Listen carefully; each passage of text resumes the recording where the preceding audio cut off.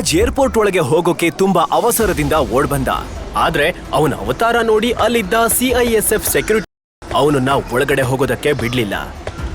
ಎಲ್ಲಿಗೆ ಹೋಗ್ತಿದ್ಯಾ? ಸರ್, ಇನ್ನು ಅರ್ಧ ಗಂಟೆಲಿ ನನ್ನ ಫ್ಲೈಟ್ ಇದೆ ಸರ್, US ಗೆ. ಪ್ಲೀಸ್. ಹಾಗಾದ್ರೆ ಟಿಕೆಟ್ ತೋರಿಸು. ಸರ್, ಟಿಕೆಟ್ ಒಳಗಡೆ ನನ್ನ ಮ್ಯಾನೇಜರ್ ಹತ್ರ ಇದೆ ಸರ್, ಪ್ಲೀಸ್ ಸರ್. ಹೋಗೋ ಬೇಕೂಫ, ಇದು ಏರ್ಪೋರ್ಟ್, ಬಸ್ ಸ್ಟ್ಯಾಂಡ್ ಅಲ್ಲ. ಹಾಗೆ ಒಳಗೆ ಹೋಗೋದಕ್ ಬಿಡಲ್ಲ. ನಡಿ ಇಲ್ಲಿಂದ.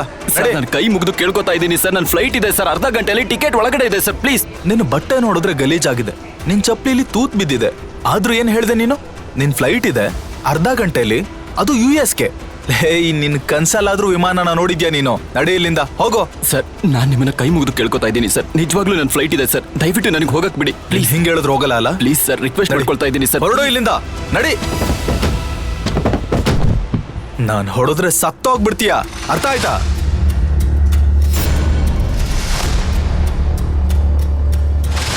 ಓ ಹಲೋ. ಆಗ ನಗರದ ಶ್ರೀಮಂತ ಫ್ಯಾಮಿಲಿಯವಳಾದ ವಿರಾಜ್ನ ಹೆಂಡತಿ ಸುರಭಿ ತನ್ನ ಗಂಡ ವಿರಾಜ್ CISF ಸೆಕ್ಯೂರಿಟಿ ಜೊತೆ ಗಲಾಟೆ ಮಾಡ್ಕೊಳ್ತಾ ಇದ್ದದನ್ನ ನೋಡಿದ್ಲು. ವಿರಾಜ್ ಮತ್ತೆ ಸುರಭಿ ಕೇವಲ ಹೆಸರಿಗೆ ಮಾತ್ರ ಗಂಡ ಹೆಂಡತಿಯಾಗಿದ್ರು. ಯಾಕಂದ್ರೆ ಸುರಭಿಯ ತಾತ ಇವರ ಮದುವೆನ ಬಲವಂತದಿಂದ ಮಾಡಿದ್ರು. ಇದಾದ್ಮೇಲೆ ವಿರಾಜ್ ಅವರ ಮನೆಯಲ್ಲಿ ಕೆಲಸದವನ ಹಾಗೆ ಮನೆ ಅಳಿಯನಾಗಿ ಇರೋದಕ್ಕೆ ಶುರು ಮಾಡಿದ. ಚೀಪ್ ಬೇಕರ್, ನೀನ್ ಇಲ್ಲೇನ್ ಮಾಡ್ತಾ ಇದ್ಯಾ? ನಿನಗ್ ಗೊತ್ತಲ್ವಾ ಒಬ್ರು ಇಂಪಾರ್ಟೆಂಟ್ ಇನ್ವೆಸ್ಟರ್ ಬಂದಿದ್ದಾರೆ, ಅವ್ರನ್ನ ವೆಲ್ಕಮ್ ಮಾಡಕ್ ನಾನು ಇಲ್ಲಿಗೆ ಬಂದಿದ್ದೀನಿ ಅಂತ. ಅದಕ್ಕೆ ನನಗಿಲ್ಲಿ ಯಾವುದೇ ಗಲಾಟೆ ನಡೆಯೋದು ಇಷ್ಟ ಇಲ್ಲ. ನೀನ್ ಯಾವ ಕಾರಣಕ್ಕೆ ಬಂದಿದ್ಯಾ ಅದು ನನಗ್ ಗೊತ್ತಿಲ್ಲ. ಮೊದ್ಲು ಅದನ್ನೆಲ್ಲ ಬಿಟ್ಟು ಹೊರಡು ಇಲ್ಲಿಂದ, ನಡಿ. ಸುರಭಿ, ಒಂದು ಎಮರ್ಜೆನ್ಸಿ ಇದೆ, ನಾನು ಅಮೆರಿಕಕ್ಕೆ ಹೋಗ್ಬೇಕು, ಟಿಕೆಟ್ ಕೂಡ ಇದೆ, ಆದ್ರೆ ಇವ್ರು ನನಗೆ ಹೋಗಕ್ ಬಿಡ್ತಾ ಇಲ್ಲ. ಪ್ಲೀಸ್ ಪ್ಲೀಸ್ ನನಗೆ ಸಹಾಯ ಮಾಡು ಪ್ಲೀಸ್. How dare you? ನನ್ನ ಮುಟ್ಟೋಕೆ ಎಷ್ಟು ಧೈರ್ಯ ನಿನ್ಗೆ? ಹಾ, ನೀನ್ ಅಮೆರಿಕಕ್ಕೆ ಹೋಗ್ತಾ ಇದೀಯಾ? ಅಮೆರಿಕದ ಸ್ಪೆಲ್ಲಿಂಗ್ ಹೇಳು ಒಂದ್ಸಲ. ಸ್ಪೆಲ್ಲಿಂಗ್ ಬರುತ್ತಾ ಅಮೆರಿಕದ್ದು? ಅದ್ಯಾವ್ ಬೇಕಪ್ಪ ನಿನ್ಗೆ ಅಮೆರಿಕ ಟಿಕೆಟ್ ಮಾಡಿಸಿದ್ದು ಅಂತ ಹೇಳು. ವಿರಾಜ್ ಒಬ್ಬ ತಳ್ಳೋ ಗಾಡಿಲಿ ತಿಂಡಿ ವ್ಯಾಪಾರ ಮಾಡೋ ಸಾಮಾನ್ಯ ಹುಡುಗ. ಅವನ್ ಹೇಗೆ ಅಮೆರಿಕಾಗ್ ಹೋಗ್ಬೇಕು ಅಂತಿರ್ತಾನೆ? ನೀನ್ ಮುಚ್ಕೊಂಡ್ ಆಫೀಸ್ಗೆ ಹೋಗು. ನಾನ್ ಕರ್ಕೊಂಡ್ ಬರ್ತಾ ಇರೋ ಇನ್ವೆಸ್ಟರ್ಗೆ ತಿಂಡಿ ರೆಡಿ ಮಾಡು. ಏನಾದ್ರೂ ಹೆಚ್ಚು ಕಡಿಮೆ ಮಾಡೋ ಮೊದ್ಲು ಒಂದ್ಸಲ ಯೋಚನೆ ಮಾಡು. ದೇಶ ಬಿಟ್ಟು ಹೋಗೋದ್ ಬಿಡು, ಈ ಸಿಟಿ ಬಿಟ್ಟು ಹೋಗೋಕ್ಕೂ 1000 ಸಲ ಯೋಚನೆ ಮಾಡ್ಬೇಕು. ಆ ತರ ಮಾಡ್ತೀನಿ. ಅದನ್ನ ನೋಡಿ ನಿನ್ ಜೀವನೇ ನಡ್ಕೋಗ್ಬೇಕು. ಪ್ಲೀಸ್, ಕೊನೆ ಸಲ ಹೇಳ್ತಾ ಇದ್ದೀನಿ. ಸುರಭಿ, ಎಮರ್ಜೆನ್ಸಿ ಇದೆ, ಪ್ಲೀಸ್ ಹೆಲ್ಪ್ ಮೀ. ಆಗ ಅಲ್ಲಿಗ್ ಬಂದ ಸುರಭಿಯ ಬಿಸ್ನೆಸ್ ಪಾರ್ಟ್ನರ್ ರಿಷಬ್ ವಿರಾಜ್ನ ನೋಡಿ, ಯಾವ ಬಿಕಾರಿ ಜೊತೆ ಮಾತಾಡ್ಕೊಂಡು ನಿಂತಿದ್ಯಾ? ಒಂದ್ 50 ರೂಪಾಯಿ ಕೊಟ್ಟು ಓಡಿಸು ಅವನನ್ನ. ಮರ್ಯಾದೆ ಕೊಟ್ಟು ಮಾತಾಡು, ಇವಳು ನನ್ನ ಹೆಂಡತಿ, ಗೊತ್ತಾಯ್ತಾ?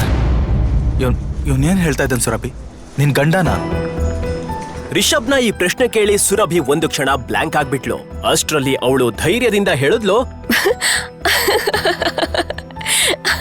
Come on Rishab, seriously look at him. ನೀನ್ ಯಾರ್ ಮಾತ್ ಕೇಳ್ತಾ ಇದೀಯಾ? ಇವನ್ ಅವತಾರ ನೋಡು. ಇವನ್ ಜೊತೆ ನಿಲ್ಲೋಕೆ ನನಗ್ ನಾಚಿಕೆ ಆಗ್ತಾ ಇದೆ. ನಿನ್ಗನ್ಸುತ್ತಾ ಇವನು ನನ್ ಗಂಡ ಅಂತ? ಚಂದ ಕೇಳ್ಕೊಂಡ್ ಬಂದಿರ್ಬೇಕು. ಸ್ವಲ್ಪ ದುಡ್ಡು ಕೊಟ್ಟು ಹೊರಡಕ್ ಹೇಳು ಇಲ್ಲಿಂದ. ಯಾಕಂದ್ರೆ ಈ ಮನುಷ್ಯ ನನ್ ಗಂಡ ಆಗೋಕೆ ಸಾಧ್ಯನೇ ಇಲ್ಲ. ವಿರಾಜ್ ತನ್ನ ತಾಯಿ ಅವಿನಾಶಿ ಅವರ ಟ್ರೀಟ್ಮೆಂಟ್ಗೆ ಅಂತ ಸಿಟಿ ಹಾಸ್ಪಿಟಲ್ಗೆ ಬಂದಾಗ ಮೊದಲನೇ ಸಲ ಸುರಭಿನ ನೋಡಿದ್ದ. ಅವಳು ತುಂಬಾ ಶ್ರೀಮಂತ ಹುಡುಗಿ. ಆದ್ರೂ ತನ್ನೆಲ್ಲ ಸವಲತ್ತನ್ನ ಬಿಟ್ಟು ಪ್ರತಿದಿನ ಟೈಮ್ ಮಾಡ್ಕೊಂಡು ಆ ಕ್ಯಾನ್ಸರ್ ಪೇಷಂಟ್ಸ್ ನ ಮೀಟ್ ಮಾಡೋದಕ್ಕೆ ಬರ್ತಿದ್ಲು. ಸುರಭಿ ಅವರನ್ನ ತಬ್ಬಿಕೊಂಡ್ಲು. ಆಗ ಎಲ್ಲಾ ಪೇಷಂಟ್ಗಳು ಕೂಡ ತಮ್ಮ ಪ್ರೀತಿ ಮತ್ತು ಆಶೀರ್ವಾದ ನೀಡ್ತಾ ಇದ್ರು. ಇದನ್ನ ನೋಡಿದ ವಿರಾಜ್ಗೆ ಸುರಭಿನ ನೋಡಿ ತುಂಬಾ ಇಷ್ಟ ಆಯ್ತು. ಅವನು ಅದೇ ಕ್ಷಣ ಅವಳಿಗೆ ತನ್ನ ಮನಸ್ಸನ್ನ ನೀಡಿದ್ದ. ಆದರೆ ವಿಧಿ ಅವರಿಬ್ರನ್ನ ನಿಜವಾಗ್ಲೂ ಸೇರಿಸುತ್ತೆ ಅಂತ ಆಗ ಯಾರೂ ಊಹಿಸಿರ್ಲಿಲ್ಲ.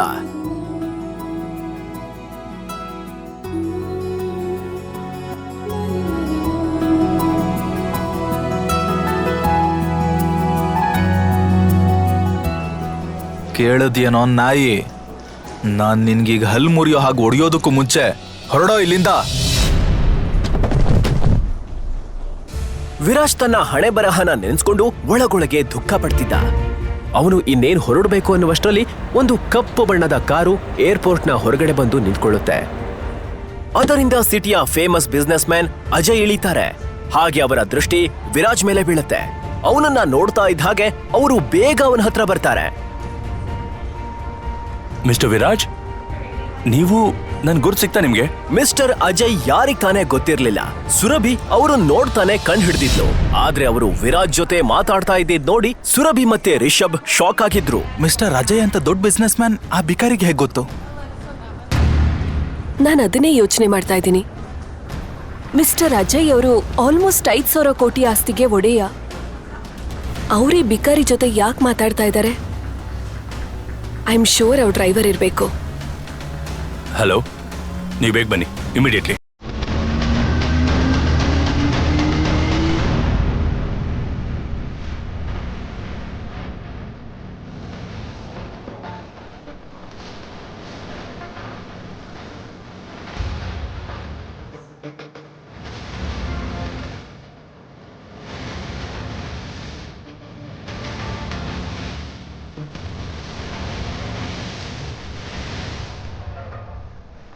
ಮಿಸ್ಟರ್ ಅಜಯ್ ಹತ್ರ ಬೇಡ್ಕೊಂಡು ಆ ಬಿಕಾರಿ ಏರ್ಪೋರ್ಟ್ ಅಲ್ಲಿ ಎಂಟ್ರಿ ತಗೊಂಡಿದ್ದಾನೆ.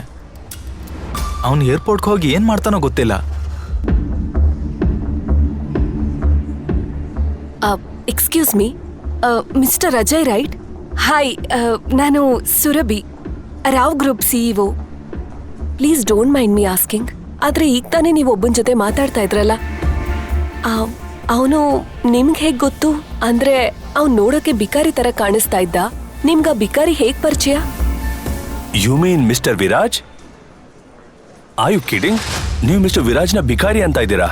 ನೀವು ಮಾರ್ಕೆಟ್ಗೆ ತುಂಬಾ ಹೊಸಬ್ರು ಅಂತ ಕಾಣುತ್ತೆ. ಇಲ್ಲ ಅಂದ್ರೆ ಇಷ್ಟು ಬೇಜವಾಬ್ದಾರಿಯಾಗಿ ಮಾತಾಡ್ತಿರ್ಲಿಲ್ಲ. ಸರಿ, ನಾನು ಹೊರಡ್ತೀನಿ.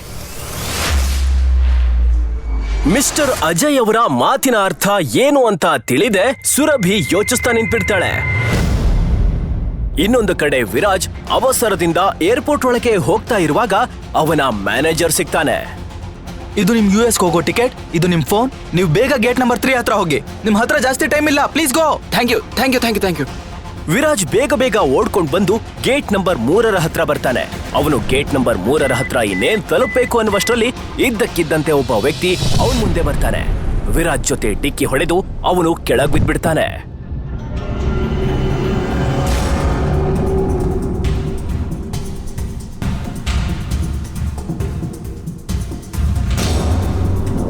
ಸರ್, ನೀವು ಹುಷಾರಾಗಿದ್ದೀರಲ್ವಾ? ಕ್ರೂಡ ಏನೋ ನೀನು? ಇದು ಏರ್ಪೋರ್ಟ್, ನೀನ್ ಸುತ್ತಾಡೋ ಪಾರ್ಕ್ ಅಲ್ಲ, ಅರ್ಥ ಆಯ್ತಾ? ಅಲ್ಲ, ಈ ಬಿಕಾರಿಗೆ ಒಳಗ್ ಬರಕ್ ಯಾರು ಬಿಟ್ಟಿದ್ದು? ಸ್ವಲ್ಪ ಅರ್ಜೆಂಟ್ ಅಲ್ಲಿ ಇದೆ, ಅದಕ್ಕೆ ಡ್ಯಾಶ್ ಹೊಡೆದ್ಬಿಟ್ಟೆ. ನನ್ನ ಫ್ಲೈಟ್ ಹೊರಡ್ಬಿಡುತ್ತೆ, ನನ್ನನ್ನು ಬಿಟ್ಬಿಡಿ, ಎಮರ್ಜೆನ್ಸಿ ಇದೆ ಪ್ಲೀಸ್. Stay here. ನಾನಿರುವಾಗ ನಿನ್ನ ಆ ಫ್ಲೈಟ್ ಅಲ್ಲೇನು? ಈ ಏರ್ಪೋರ್ಟ್ ಅಲ್ಲೇ 2 ನಿಮಿಷ ಕೂಡ ನಿಂತ್ಕೊಳ್ಳೋದಕ್ಕಾಗಲ್ಲ. ನಿನಗ್ ಗೊತ್ತಿಲ್ಲ ನೀನ್ ಯಾರಿಗ್ ಡಿಕ್ಕಿ ಹೊಡೆದಿದ್ಯಾ ಅಂತ, ಅರ್ಥ ಆಯ್ತಾ? ನಮ್ ಸರ್ಗೆ ಡಿಕ್ಕಿ ಹೊಡಿತೀಯ ನೀನು? ನಿನಗಿನ್ನು ಗೊತ್ತಿಲ್ಲ ಇವ್ರು ಯಾರು ಅಂತ? ಇವ್ರು ಪ್ರೈಮ್ ಏರ್ಲೈನ್ಸ್ ನ ಓನರ್. ಸರ್, ನನ್ನ ಫ್ಲೈಟ್ ಕೂಡ ಪ್ರೈಮ್ ಏರ್ಲೈನ್ಸೇ. ಪ್ಲೀಸ್, ನಾನು ನಿಮ್ಮ ಹತ್ರ ಕ್ಷಮೆ ಕೇಳ್ತಾ ಇದ್ದೀನಿ. ದಯವಿಟ್ಟು ಇವಾಗ ನನ್ನ ಬಿಟ್ಬಿಡಿ, ಎಮರ್ಜೆನ್ಸಿ ಇದೆ ಪ್ಲೀಸ್. ಎಮರ್ಜೆನ್ಸಿನ ಕೊಡಿಲಿ ಸರ್, ನನ್ನ ಟಿಕೆಟ್. ನಾನು ನೋಡ್ತೀನಿ ನಿನ್ನಂತ ಬಿಕಾರಿ ನನ್ನ ಫ್ಲೈಟ್ ಒಳಗಡೆ ಹೇಗೆ ಹೋಗ್ತಾನೆ ಅಂತ. ನಡಿಯೋ. ನನ್ನ ಟಿಕೆಟ್. ಇವನ್ ಟಿಕೆಟ್ ಹರಿದಾಕ್ರೋ. ನಡಿಯೋ. ಸರ್, ಬಿಡಿ. ಕೆಳಗೆ ಕೂರ್ಸಿ ಅವನನ್ನ. ಸ್ಟೇ ದೇರ್, ಅರ್ಥ ಆಯ್ತಾ? ಅವನ್ ಟಿಕೆಟ್ ಹರಿದಾಕೋ.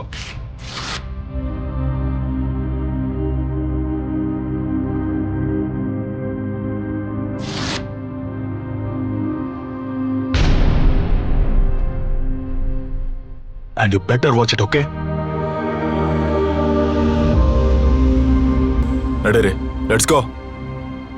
ಯಾವಾಗ ಅವನು ವಿರಾಜ್ನ US ಟಿಕೆಟ್ನ ತುಂಡು ಮಾಡಿ ಅವನ ಮುಖದ ಮೇಲೆ ಬಿಸಾಕಿದ, ಆಗ ವಿರಾಜ್ ಕೋಪದಿಂದ ಎದ್ದೇಳ್ತಾನೆ. ಆ ಗಾರ್ಡ್ಗಳನ್ನೆಲ್ಲ ಹೊಡೆದು ಹಾಕ್ತಾನೆ.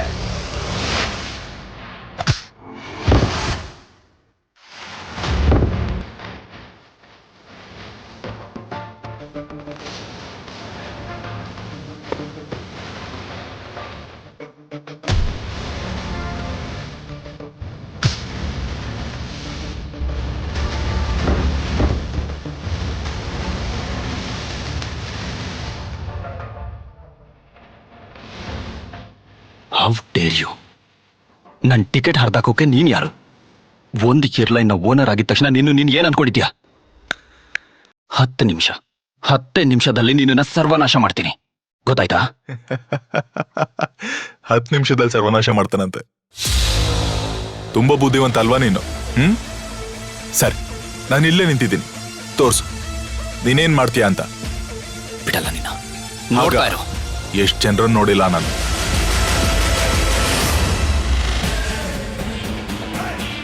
ನನ್ನ ಮಾತು ಕೇಳಿಸ್ಕೊ. ನಾನು ವಿರಾಜ್ ಮಾತಾಡ್ತಾ ಇದ್ದೀನಿ.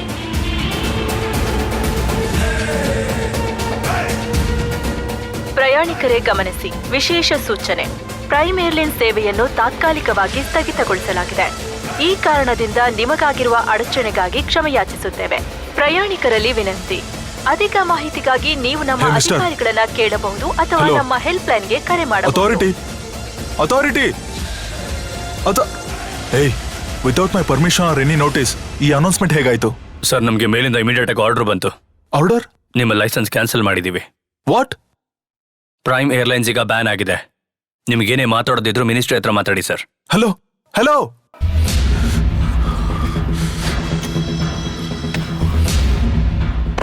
ಅರೆ ಹೇಳಿದ್ನಲ್ವ, 10 ನಿಮಿಷದಲ್ಲಿ ನಿನ್ನ ಸರ್ವನಾಶ ಮಾಡ್ತೀನಿ ಅಂತ. ನಿನ್ನ ಏರ್ಲೈನ್ನ ಬ್ಯಾನ್ ಮಾಡಿದ್ದೀನಿ. ರಸ್ತೆ ಮೇಲೆ ಬಿದ್ದಿದೀಯಾ. ಆದ್ರೆ ನೀನೊಬ್ಬ ಮಾಮೂಲಿ ಮನುಷ್ಯ. ನೀನ್ ಇದನ್ನೆಲ್ಲ ಹೇಗ್ ಮಾಡೋಕ್ ಸಾಧ್ಯ? ಹಾ, ನಾನೊಬ್ಬ ಕೋಟ್ಯಾಧಿಪತಿ ವ್ಯಕ್ತಿ. ನನ್ನ ಹತ್ರ ಪವರ್ ಇದೆ. ನನ್ನ ಏರ್ಲೈನ್ಸ್ ಬ್ಯಾನ್ ಮಾಡೋದಕ್ಕೆ ಖುದ್ದು ಪ್ರೈಮ್ ಮಿನಿಸ್ಟರ್ ಇಂದ ಆರ್ಡರ್ ಬರ್ಬೇಕಾಗತ್ತೆ. ನೀನ್ ಬರೀ ಒಂದ್ ಕಾಲ್ ಮಾಡಿ ಹೇಗೆ? ಈಗ ಬರೀ ಏರ್ಲೈನ್ ಅಷ್ಟೇ ಬ್ಯಾನ್ ಆಗಿದೆ. ಇಂಡಿಯಾದಲ್ಲಿ ನೀನ್ ಮೋಸ ಮಾಡಿ ಸ್ವಿಸ್ ಬ್ಯಾಂಕಲ್ಲಿ ದುಡ್ಡು ಹೂಡಿಕೆ ಮಾಡಿದ್ಯಲ್ವಾ, ನೆನ್ಪಿದ್ಯಾ?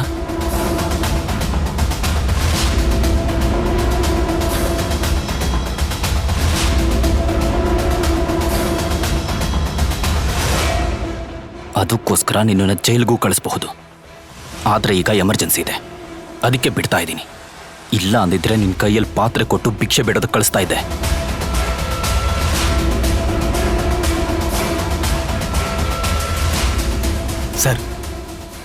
ಸರ್, ನೀವು US ತಲುಪೋದು ತುಂಬಾ ಮುಖ್ಯವಾಗಿದೆ. ಅದಕ್ಕೆ ನಾನು ನಿಮ್ಗೊಂದು ಪ್ರೈವೇಟ್ ಜೆಟ್ ಅರೇಂಜ್ ಮಾಡಿದ್ದೀನಿ. ನೀವೀಗಲೇ ಹೊರಡಬೇಕು. Private jet? Sir, private jet? ಹಾಗಾದ್ರೆ ಇವನು ಸಾಮಾನ್ಯ ಮನುಷ್ಯ ಅಲ್ಲ, ಇವನೊಬ್ಬ ಶ್ರೀಮಂತ ಮತ್ತೆ ಪವರ್ಫುಲ್ ಮನುಷ್ಯ. ಎಲ್ ಕೇಳು, ನಿನ್ ಹೆಸರೇನು?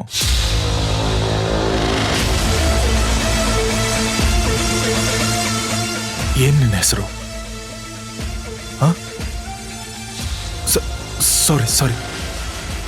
ಸಾರಿ, ನನ್ನ ಕ್ಷಮಿಸ್ಬಿಡಿ ಸರ್. ನಿಜವಾಗ್ಲು ನನಗೆ ಮೊದಲೇ ಗೊತ್ತಿದ್ದಿದ್ರೆ ನಾನು ನಿಮ್ಗೊಂದು ಪ್ರೈವೇಟ್ ಜೆಟ್ ಅರೇಂಜ್ ಮಾಡ್ತಿದ್ದೆ. Please forgive me sir. ಇನ್ಮೇಲಿಂದ ಈ ಥರ ತಪ್ಪಾಗೋದಿಲ್ಲ ಸರ್. ಈಗ ಏರ್ಲೈನೇ ಇಲ್ವಲ್ಲ, ತಪ್ಪು ಹೇಗೆ ಮಾಡ್ತೀಯಾ? Sir,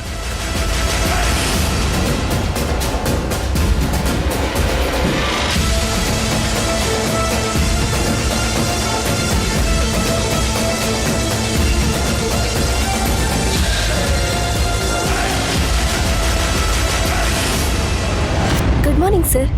morning. Sir, bag please. It's all right. Sir, please give me. I will keep it. Thank you.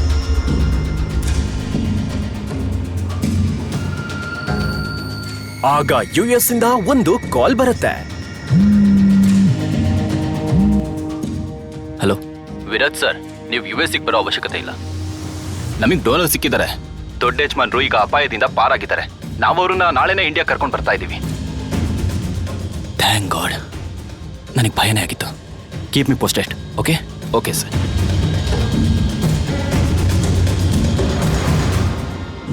ಈಗ ವಿರಾಜ್ ಯಾವುದೇ ಟೆನ್ಷನ್ ಇಲ್ಲದೆ ಏರ್ಪೋರ್ಟ್ ಇಂದ ಹೊರಗೆ ಬಂದು ನೇರವಾಗಿ ಅವನ ಹೆಂಡತಿ ಮನೆ ಅಂದ್ರೆ ರಾವ್ ಮ್ಯಾನ್ಷನ್ ತಲುಪಿದ.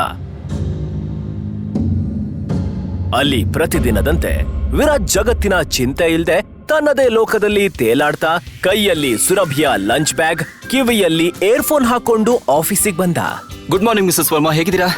ಇವತ್ತಿನ ದಿನ ಎಷ್ಟು ಚೆನ್ನಾಗಿದೆ ಅಲ್ವಾ? Hello, have you? ಏನಕ್ಕೆ?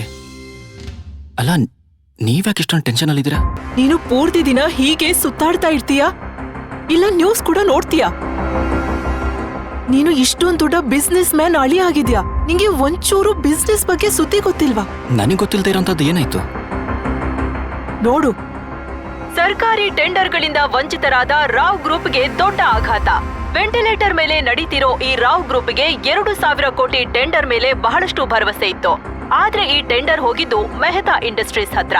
ರಾವ್ ಗ್ರೂಪ್ ಮತ್ತೆ ಪಾತಾಳಕ್ಕೆ ಹೋಗ್ತಾ ಇರೋ ಅದರ ಶೇರ್ಸ್ನ ಹೇಗೆ ಕಾಪಾಡ್ತಾರೆ ಸುರಭಿ ರಾವ್?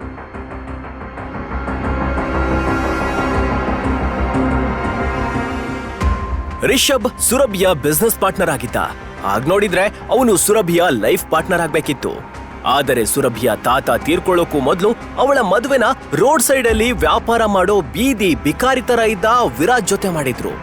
ಸುರಭಿಯ ತಾತ ತೀರಿಕೊಂಡ ನಂತರ ಅವರ ಬಿಸ್ನೆಸ್ ನೋಡ್ಕೊಳ್ಳೋದಕ್ಕೆ ಸುರಭಿಯ ತಂದೆ ಸುರೇಂದ್ರ ರಾವ್ ಅವರು ತುಂಬಾನೇ ಕಷ್ಟಪಟ್ರು. ಅವರು ಕಂಪನಿನ ಸರಿಯಾಗಿ ನೋಡ್ಕೊಳ್ಳೋಕೆ ಆಗ್ಲಿಲ್ಲ. ಅವರ ಆರೋಗ್ಯದ ಸ್ಥಿತಿ ಹದಗೆಡ್ತಾನೆ ಹೋಯ್ತು. ಕಂಪನಿಯ ಲಾಸ್ ಏರ್ತಾನೆ ಇತ್ತು. ಅದಕ್ಕೆ ಸುರಭಿ ಈ ಜವಾಬ್ದಾರಿನ ತೆಗೆದುಕೊಳ್ಳಲೇಬೇಕಿತ್ತು. ರಿಷಬ್ ಏನು ತನ್ನ ಅಪ್ಪನ ಗೆಳೆಯ ನಾರಾಯಣ್ ಅವ್ರ ಹತ್ರ ಮಾತಾಡಿ ಈ ಸಮಸ್ಯೆನ ಬಗೆಹರಿಸಬಹುದಾಗಿತ್ತು. ಆದರೆ ಸುರಭಿ ಜೊತೆ ಯಾವಾಗ ಅವನ ನಿಶ್ಚಿತಾರ್ಥ ಮುರಿದು ಬಿತ್ತೋ ಆಗ ಅವನು ನಿರ್ಧಾರ ಮಾಡಿದ್ದ ಇನ್ಯಾವತ್ತೂ ಸುರಭಿಗೆ ಸಹಾಯ ಮಾಡಬಾರ್ದು ಅಂತ. ಸುರಭಿ ಮೌನದಿಂದ ಕೂತಿದ್ಲು. ಅವಳು ಏನಾದ್ರೂ ಮಾಡಿ ತನ್ನ ಕಂಪನಿನ ಉಳಿಸ್ಕೋಬೇಕು ಅನ್ಕೊಳ್ತಾ ಇದ್ಲು. ಟೆಂಡರ್ ಸಿಗ್ಲಿಲ್ಲ ಅಂದಿದ್ದಕ್ಕೆ ಎಲ್ಲ ಇನ್ವೆಸ್ಟರ್ಸ್ ಹಿಂಜರಿತಾ ಇದ್ದಾರೆ. ಇನ್ಫ್ಯಾಕ್ಟ್ ಇಲ್ಲಿ ನೋಡು, ಈ ಬ್ಯಾಲೆನ್ಸ್ ಶೀಟ್ ಇದರಲ್ಲೂ ಅಷ್ಟೊಂದು ಚೆನ್ನಾಗಿಲ್ಲ. They don't have trust on us any more. ಇದು ಹೀಗೆ ಮುಂದುವರೆದ್ರೆ ನಮ್ಮ ಕಂಪನಿ ಮುಚ್ಚಿ ಹೋಗುತ್ತೆ ಅಷ್ಟೇ. ಇಲ್ಲ ಇಲ್ಲ ಇಲ್ಲ ಇಲ್ಲ ಇಲ್ಲ ಇಲ್ಲ no, this cannot happen. I cannot let this happen. ಈ ಕಂಪನಿ ಕೇವಲ ಒಂದು ಕಂಪನಿ ಅಲ್ಲ. ತಾತ ತಮ್ಮ ಬೆವರು ರಕ್ತ ಹರಿಸಿ ರಾವ್ ಗ್ರೂಪ್ ಕಟ್ಟಿದ್ದಾರೆ. ಇದ್ರ ಬಾವುಟ ನಮ್ ದೇಶದಲ್ಲಷ್ಟೇ ಅಲ್ಲ, ವಿದೇಶದಲ್ಲೂ ಹಾರಾಡ್ತಾ ಇದೆ. ತುಂಬಾ ಕಷ್ಟಪಟ್ಟು ತಾತ ಇದನ್ನ ಇಷ್ಟೊಂದು ಸಕ್ಸಸ್ಫುಲ್ ಮಾಡಿದ್ದಾರೆ. ನಮ್ ಒಂದ್ ಮಿಸ್ಟೇಕ್ ಇಂದ ಅಥವಾ ನಮ್ ಕೈಲಾಗ್ಲಿಲ್ಲ ಅನ್ನೋ ಕಾರಣಕ್ಕೆ ತಾತನ್ ಪರಿಶ್ರಮ ಮಣ್ಪಾಲೋಗೋಕೆ ನನ್ ಬಿಡಲ್ಲ. We have to do something. I can't lose this company. This is not the option. ನೀವೆಲ್ಲ ಪ್ಲೀಸ್ ಏನಾದ್ರೂ ಮಾಡಿ. ನಿಮ್ಗೆಲ್ಲ ಏನಾದ್ರೂ ಒಂದ್ ಐಡಿಯಾ ಇದ್ದೇ ಇರುತ್ತೆ, ಏನಾದ್ರೂ ಸೊಲ್ಯೂಷನ್ ಇದ್ದೇ ಇರುತ್ತೆ. somebody just find a way. ಮಗಳೇ ಸುರಭಿ, ನಿಮ್ಮ ತಾತನ ಟೈಮಿಂದ ನಮ್ಮ ಹತ್ರ ಕೆಲವೊಂದು ನಿಯತಿನ ಅಸೋಸಿಯೇಟ್ಸ್ ಇದ್ರು. ಅವ್ರ ಜೊತೆ ನಾವು ಬಿಸ್ನೆಸ್ ಮಾಡ್ತಿದ್ವಿ. ಆದ್ರೆ ಅವ್ರು ತೀರ್ಕೊಂಡ್ಮೇಲೆ ರಿಷಬ್ ಹೇಳ್ದ ಅಂತ ನಾವು ಅವ್ರ ಜೊತೆ ಯಾವ ವ್ಯವಹಾರನೂ ಮಾಡಲಿಲ್ಲ. ಒಂದ್ ವೇಳೆ ನೀನ್ ಹೇಳಿದ್ರೆ ಅವ್ರ ಜೊತೆ ಮರ್ಜ್ ಮಾಡೋಕೆ ಮಾತಾಡೋಣವಾ? Raju uncle, that's not an option. ಅಲ್ದೆ ಇವತ್ತಿನ ಸುದ್ದಿ ಕೇಳಿ ನಮ್ ಜೊತೆ ಯಾರಾದ್ರೂ ಮರ್ಜಿಗೆ ಬರ್ತಾರೆ ಅನ್ನೋದೇ ನನ್ನ doubt. Manoj, let's look at other option. Meanwhile what can we do? Rajamouli alias Raju uncle ಸುರಭಿಯ ತಾತನ ಹಳೆಯ ನಂಬಿಕಸ್ತ. ಆದ್ರೆ ಇವತ್ತು ಅವರು ಕೇವಲ ಹೆಸರಿಗಷ್ಟೇ ಕಂಪನಿ ಅಡ್ವೈಸರ್ ಆಗಿದ್ರು. ದಿವಾಳಿಯಾಗಲಿದೆ ರಾವ್ ಗ್ರೂಪ್ನ ಭವಿಷ್ಯ. Hello, yes ma'am. Yes ma'am, I will get the files. ಪಾತಾಳಕ್ಕೆ ಇಳಿತಾ ಇರೋ ಅದರ ಶೇರ್ಸ್ನ ಹೇಗೆ ಕಾಪಾಡ್ತಾರೆ ಸುರಭಿ ರಾವ್?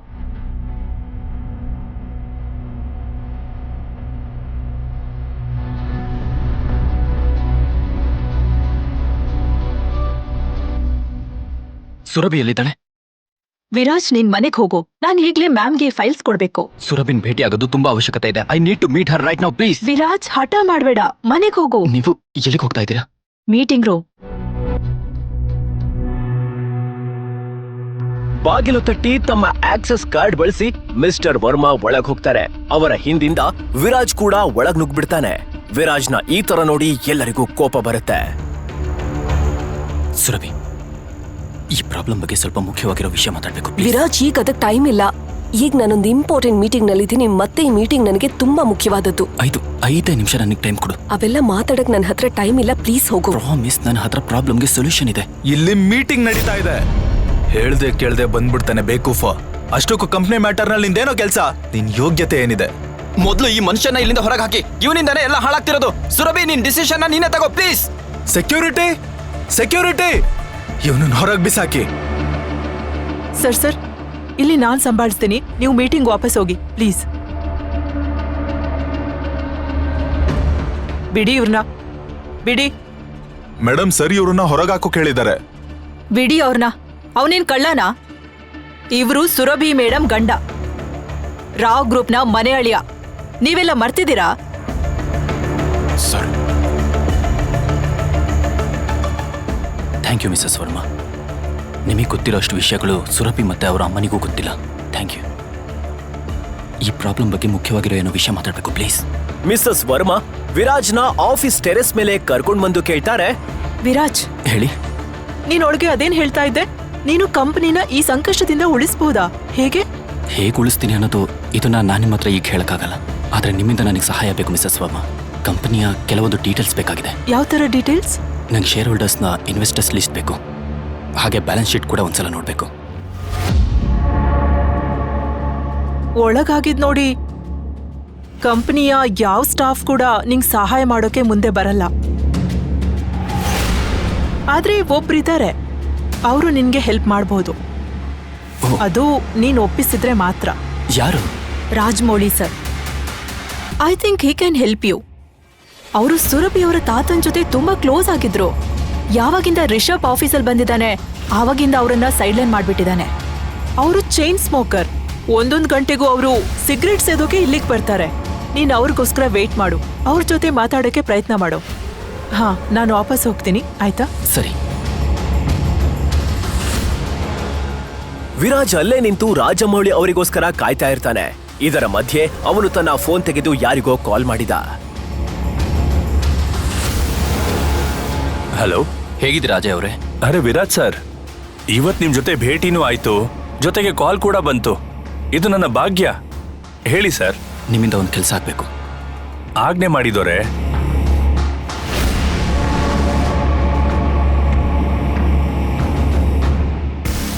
ನೀವು ಬೇಗಿದ್ರು ಡೀಟೇಲ್ಸ್ ತಗೊಂಡು ನನಗೆ ಕಾಲ್ ಮಾಡಿ. ಫೋನ್ ಇಡ್ತೀನಿ. ಬಾಯ್.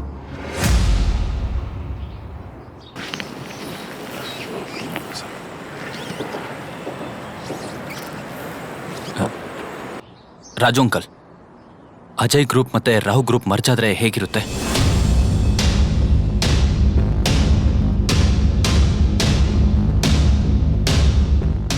ಅಜಯ್ ಗ್ರೂಪಾ? ನಿನಗೆ ಇವ್ರ ಬಗ್ಗೆ ಹೇಗೆ ಗೊತ್ತು? ಇವರಂತೂ ನಮ್ಮ ಹಳೆ ಬಿಸ್ನೆಸ್ ಅಸೋಸಿಯೇಟ್ಸ್ ಆಗಿದ್ರು. ಇವ್ರ ಬಗ್ಗೆ ನಿನಗೆ ಏನೇನು ಗೊತ್ತು? ಇದಾದ್ಮೇಲೆ ವಿರಾಜ್ ಹೇಳಿದ್ದನ್ನ ಕೇಳಿ ರಾಜಮೌಳಿ ದಂಗಾದ್ರು. ಅವರು ತಮ್ಮ ಸಿಗರೇಟ್ ವಾಪಸ್ ಇಟ್ಟು ವಿರಾಜ್ನನ್ನು ತಮ್ಮ ಜೊತೆ ಕಾನ್ಫರೆನ್ಸ್ ರೂಮ್ ಒಳಗೆ ಕರ್ಕೊಂಡು ಹೋದ್ರು.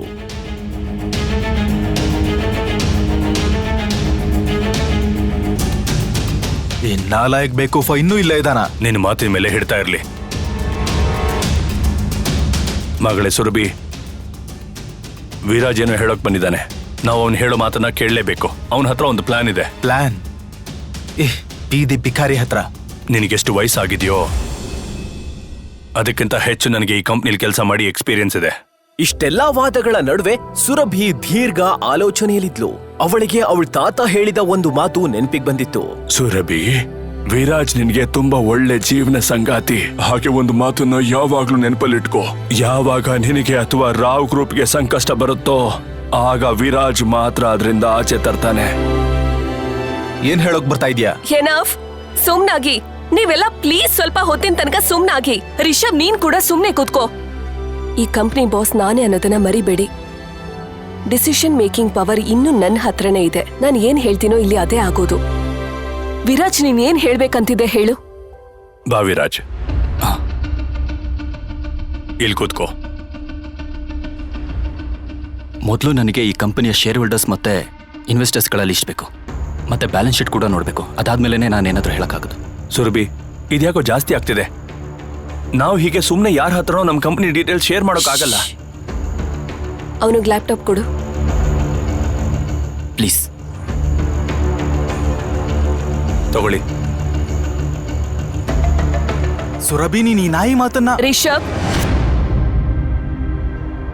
ನೀನ್ ಯಾರ ಬಗ್ಗೆ ಮಾತಾಡ್ತಾ ಇದೀಯಾ ಅವ್ರು ನಿನ್ ಬಾಸ್ ಗಂಡ ಅನ್ನೋದನ್ನ ಮರಿಬೇಡ. ಮುಂದಿನ ಬಾರಿ ಹುಷಾರಾಗಿರು. 2 ವರ್ಷದಲ್ಲಿ ಮೊದಲನೇ ಸಲ ವಿರಾಜ್ ತನ್ನ ಹೆಂಡತಿ ಸುರಭಿ ತನಗೋಸ್ಕರ ಫೈಟ್ ಮಾಡ್ತಾ ಇರೋದನ್ನ ನೋಡಿದ. ಸುರಭಿಯ ಮಾತು ಕೇಳ್ತಿದ್ದ ಹಾಗೆ ಅವನ ಬೆನ್ನು ನೆಟ್ಟಗಾಯ್ತು. Viraj, you continue.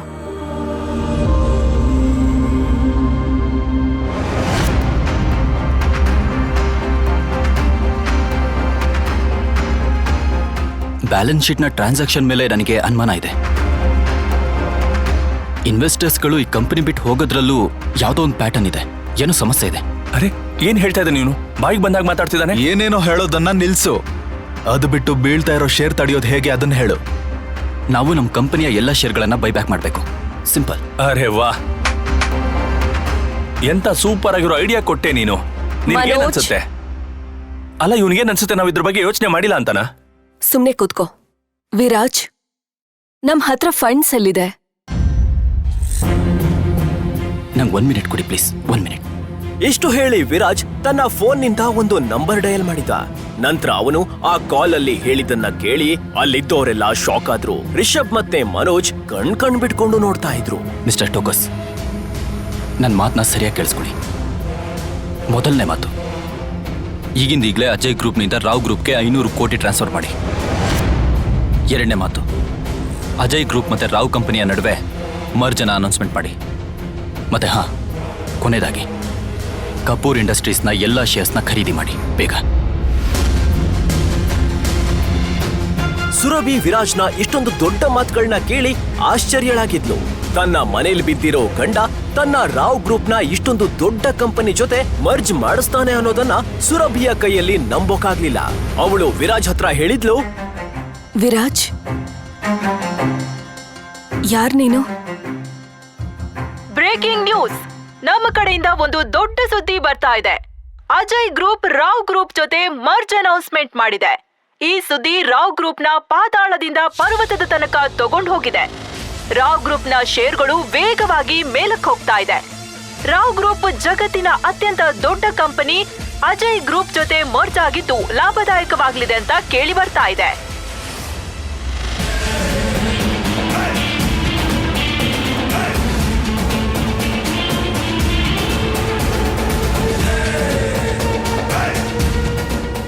ವಿರಾಜ್ನಿಂದ ಸುರಭಿಗೆ ಸಿಗಲಿದೆಯಾ ಅವಳ ಪ್ರಶ್ನೆಗೆ ಉತ್ತರ?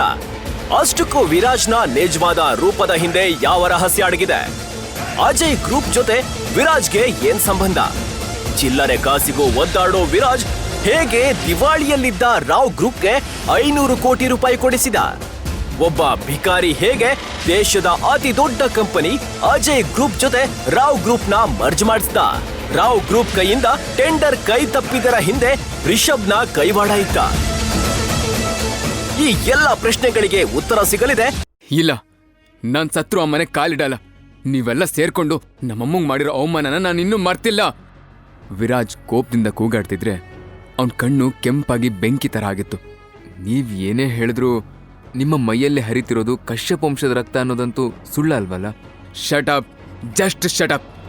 ನಾನು ವಿರಾಜ್ ಕಶ್ಯಪ್ ಅಲ್ಲ ಅಲ್ಲ ಅಲ್ಲ, ವಿರಾಜ್ ಅವಿನಾಶಿ ಅಂತಂದು ಕಿರ್ಚಿ ವಿರಾಜ್ ಕಾರ್ ಬ್ಯಾನೆಟ್ನ ಜೋರಾಗಿ ಗುದ್ದಿದ. ಆ ಫೋರ್ಸ್ಗೆ ವಿಂಡೋ ಗ್ಲಾಸ್ ಎಲ್ಲ ಪುಡಿ ಪುಡಿ ಆಗೋಯ್ತು. ಯಾರು ಈ ವಿರಾಜ್? ಅದನ್ನ ತಿಳ್ಕೋಬೇಕು ಅಂದ್ರೆ 10 ನಿಮಿಷ ಹಿಂದಕ್ಕೆ ಹೋಗ್ಬೇಕು. ವಿರಾಜ್ ಅವತ್ತು ತನ್ನ ಜ್ಯೂಸ್ ಅಂಗಡಿಲಿ ಕಸ್ಟಮರ್ಸ್ಗೆ ಜ್ಯೂಸ್ ಕೊಡೋದ್ರಲ್ಲಿ ಬ್ಯುಸಿಯಾಗಿದ್ದ. ಜೊತೆಗೆ ಗೋಡೆ ಮೇಲಿದ್ದ ಗಡಿಯಾರನ ಟೆನ್ಷನಲ್ಲಿ ನೋಡ್ತಾ ಇದ್ದ. ಅಷ್ಟರಲ್ಲಿ 4-5 ಕಾರ್ಗಳು ಲೈನಾಗಿ ಬಂದು ಜ್ಯೂಸ್ ಪಾಯಿಂಟ್ ಹತ್ರ ಸ್ಟಾಪ್ ಆಯಿತು. ಬ್ಲ್ಯಾಕ್ ಸೂಟ್ ಹಾಕೊಂಡಿದ್ದ 4 ಜನ ಆ ಕಾರ್ಗಳಿಂದ ಕೆಳಗಿಳಿದ್ರು. ಅವರು ನೋಡಿದ ತಕ್ಷಣ ವಿರಾಜ್ ಶಾಪ್ ಹಿಂಬಾಗ್ಲಿಂದ ಹೊರಗೆ ಬಿದ್ದು ಸ್ಪೀಡಾಗಿ ಎಲ್ಲಿಗೋ ಹೊರಟ. ಅವ್ನು ನಡ್ಕೊಂಡು ಹೋಗ್ತಿರುವಾಗ ಅವನ ಕಾಲಡಿಯಿಂದ ಇದ್ದಕ್ಕಿದ್ದ ಹಾಗೆ ಫ್ಲ್ಯಾಶ್ ಲೈಟ್ ಒಂದು ಕಾಣಿಸ್ತು. ಅರೆ ಕ್ಷಣದಲ್ಲಿ ಆ ಲೈಟ್ ಭೂಮಿ ಒಳಗೆ ಹೋಗೋಕೆ ಶುರುವಾಯಿತು. ನಂತರ ಸಡನ್ ಆಗಿ ಆಕಾಶದಿಂದ ಅವನ ಮೇಲೆ ಬೆಳಕು ಬಿದ್ದು ಅದು ಸರ್ಕಲ್ ಥರ ಸುತ್ತೋಕ್ ಸ್ಟಾರ್ಟ್ ಆಯಿತು. ಬಟ್ ವಿರಾಜ್ ಮುಂದೆ ನಡ್ಕೊಂಡು ಹೋಗ್ತಾನೇ ಇದ್ದ. ಅಷ್ಟರಲ್ಲಿ ಇನ್ನೊಂದು ಕಡೆಯಿಂದ ಮತ್ತೊಂದು ಕಾರ್ ಬಂದು ಅವನಿಗೆ ಅಡ್ಡವಾಗಿ ನಿಲ್ತು. ಕಾರ್ ಒಳಗಿಂದ ಬ್ಲ್ಯಾಕ್ ಸೂಟ್ ಹಾಕೊಂಡಿದ್ದ ಒಬ್ಬ ವಯಸ್ಸಾದ ವ್ಯಕ್ತಿ ಕೆಳಗಿಳ್ದ. ಅಷ್ಟರಲ್ಲಿ ಪೊದೆಯಿಂದ ಒಂದು ನಾಗರಹಾವು ಸಡನ್ನಾಗಿ ಹೊರಗೆ ಬಂದು ಆ ವ್ಯಕ್ತಿಗೆ ಕಚ್ಚೋಕೆ ಬಂತು. ಆ ಮುದ್ಕ ಹಾವು ನೋಡಿ ಗಾಬರಿಯಾದ. ಇನ್ನೇನು ಆ ಹಾವು ಹತ್ರನೇ ಬಂತು ಅನ್ನುವಾಗ ವಿರಾಜೆ ಆ ಹಾವು ಮುಂದೆ ಬಂದು ನಿಂತ್ಕೊಂಡು ಅದ್ರ ಕಣ್ಣಲ್ಲಿ ಕಣ್ಣಿಟ್ಟು ನೋಡ್ದ.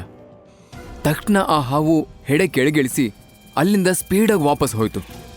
ವಿರಾಜ್ ಮತ್ತೆ ತನ್ನ ಪಾಡಿಗೆ ತಾನು ಮುಂದೆ ನಡ್ಕೊಂಡು ಹೊರಟ.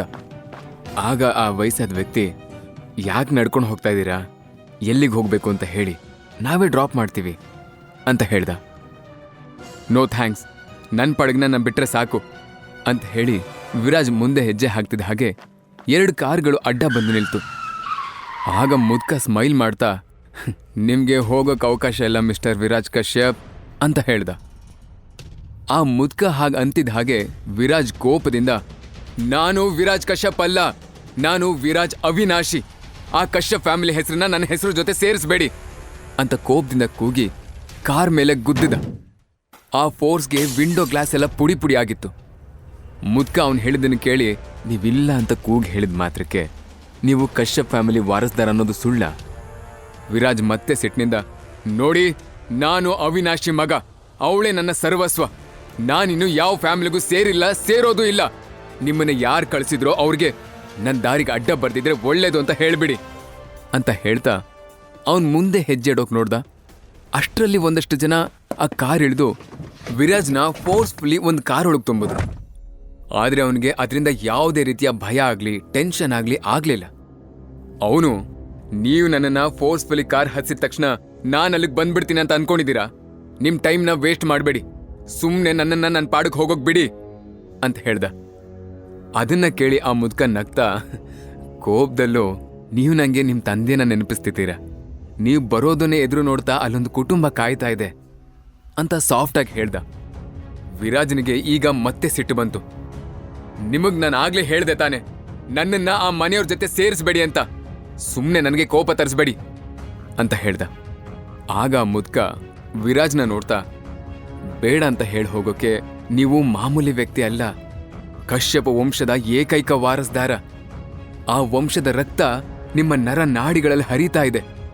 ನಿಮ್ಮ ತಾತ ನೋಡಿದ್ರೆ ನೀವು ಬರೋ ದಾರಿನೇ ಕಾಯ್ತಾ ಇದ್ದಾರೆ. ಅವ್ರ ಆರೋಗ್ಯನೂ ಸರಿ ಇಲ್ಲ, ದಯವಿಟ್ಟು ಅರ್ಥ ಮಾಡ್ಕೊಳ್ಳಿ, ಮನೆಗೆ ಬನ್ನಿ ಅಂತ ಹೇಳ್ದ. ಆದ್ರೆ ವಿರಾಜ್ ಇಲ್ಲ ಅನ್ನೋ ರೀತಿ ತಲೆ ಆಡಿಸ್ದ. ಅವ್ರು ಯಾವತ್ತು ನನ್ನನ್ನ, ನನ್ನ ತಾಯಿನ ಆ ಕುಟುಂಬದಿಂದ ಹೊರಗೆ ಹಾಕಿದ್ರು ಅವತ್ತೇ ನಾವು ಅವ್ರ ಜೊತೆಗೆ ಎಲ್ಲ ಸಂಬಂಧಕ್ಕೂ ಎಳ್ಳು ನೀರು ಬಿಟ್ಟಿದೀವಿ ಅಂತ ಹುಬ್ ಗಂಟಿಕೊಂಡು ಹೇಳ್ದ. ಅದನ್ನ ಕೇಳಿ ತಕ್ಷಣ ಆ ಮುದ್ಕ, ನಿಮ್ಮನ್ನು ಓಡಿಸೋ ಉದ್ದೇಶ ಯಾರಿಗೂ ಇರಲಿಲ್ಲ, ಅದು ನಿಮ್ಗೂ ಗೊತ್ತಲ್ವಾ ಅಂತ ಹೇಳ್ದ. ಮುದ್ಕ ಹೇಳಿದ್ ಕೇಳಿ ವಿರಾಜ್ ಕೋಪದಿಂದ, 15 ವರ್ಷಗಳ ಹಿಂದೆ ನಡೆದ ಆ ಘಟನೆನ ನಾನು ಇನ್ನೂ ಮರ್ತಿಲ್ಲ. ಇವತ್ತು ಇಷ್ಟು ಪ್ರೀತಿ ತೋರಿಸ್ತಾ ಇರೋ ಆ ದೊಡ್ಡ ಮನುಷ್ಯ ಅವತ್ತು ಯಾಕೆ ಅಮ್ಮನ ಅವಮಾನ ಮಾಡಿ ಬಾಯಿಗೆ ಬಂದ ಹಾಗೆ ಬೈದು ಹೊರಗೆ ಹಾಕಿದ್ರು? ಅವ್ರ ಮಗನ್ ತಪ್ಪಿದ್ರು ನಮ್ಗೆ ಯಾಕೆ ಶಿಕ್ಷೆ ಕೊಟ್ರು? ನೋಡಿ, ಅವತ್ ಅಮ್ಮಂಗ್ ಮಾಡಿದ ಅವಮಾನನ ನೀವೆಲ್ಲ ಮರಿಬೋದು, ಆದ್ರೆ ನಾನು ಮರ್ತಿಲ್ಲ. ಅಮ್ಮನ್ಗೆ ಡಿವೋರ್ಸ್ ಕೊಟ್ಟು ದಿನದಿಂದಲೇ ನನ್ಗೂ ಆ ಮನೆಗೂ ಇದ್ದ ಸಂಬಂಧ ಕಡ್ದು ಹೋಯ್ತು ಅಂತ ಹೇಳ್ದ. ಅಂದ್ರೆ ನೀವ್ ಹೇಳೋ ಪ್ರಕಾರ ಅವತ್ತಿನ ದಿನ ಆದ ಅವಮಾನನ ನೀವು ಮರೆಯೋಕ್ಕಾಗಲ್ಲ, ಅದಕ್ಕೆ ಕಶ್ಯಪ್ ಕುಟುಂಬದ ಜೊತೆ ಎಲ್ಲ ಸಂಬಂಧಕ್ಕೂ ಅಂತ್ಯ ಹಾಡಿದ್ದೀರಾ ಅಂತ ಅಲ್ವಾ?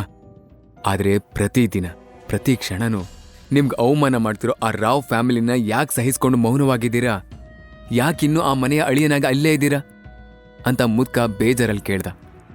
ವಿರಾಜ್ ಏನೂ ರಿಯಾಕ್ಟ್ ಮಾಡ್ದೆ, ನನ್ನ ಪರ್ಸನಲ್ ವಿಚಾರದಲ್ಲಿ ಯಾರೂ ಮೂಗ್ ತೋರಿಸೋ ಅವಶ್ಯಕತೆ ಇಲ್ಲ ಅಂತ ಹೇಳಿ ಕಾರಿಂದ ಇಳಿದು ಅಲ್ಲೇ ದಾರಿಲ್ ಸಿಕ್ಕ ಆಟೋ ಹತ್ತಿ ಹೊರಟು ಹೋದ. ಸ್ವಲ್ಪ ವರ್ಷಗಳ ಹಿಂದೆ ವಿರಾಜ್ 10 ವರ್ಷದವನು ಇದ್ದಾಗ ಅವನಪ್ಪ ರಘುನಾಥ್ ಕಶ್ಯಪ್ ಲೈಫಲ್ಲಿ ಒಬ್ಬ ಹೆಣ್ಣಿನ ಪ್ರವೇಶ ಆಯಿತು. ಈ ವಿಚಾರ ವಿರಾಜ್ನ ತಾಯಿ ಅವಿನಾಶಿಗೆ ತಿಳಿಯೋಕೆ ತುಂಬ ದಿನ ಬೇಕಾಗ್ಲಿಲ್ಲ. ಅವಳು ರಘುನಾಥ್ ವಿರುದ್ಧ ತಿರುಗ್ಬಿದ್ಲು. ಅವ್ರ ಮಧ್ಯೆ ದೊಡ್ಡ ಜಗಳನೇ ಆಯಿತು. ರಘುನಾಥ್ ಮನೆ ಬಿಟ್ಟು ಹೋಗು ಅಂತ ಹೇಳ್ದ. ಅವಿನಾಶಿ ವಿರಾಜ್ನ ಕರ್ಕೊಂಡು ಮನೆ ಬಿಟ್ಟು ಬಂದ್ಬಿಟ್ಲು. ಸ್ವಲ್ಪ ದಿನದಲ್ಲೇ ಡಿವೋರ್ಸು ಸಿಕ್ತು.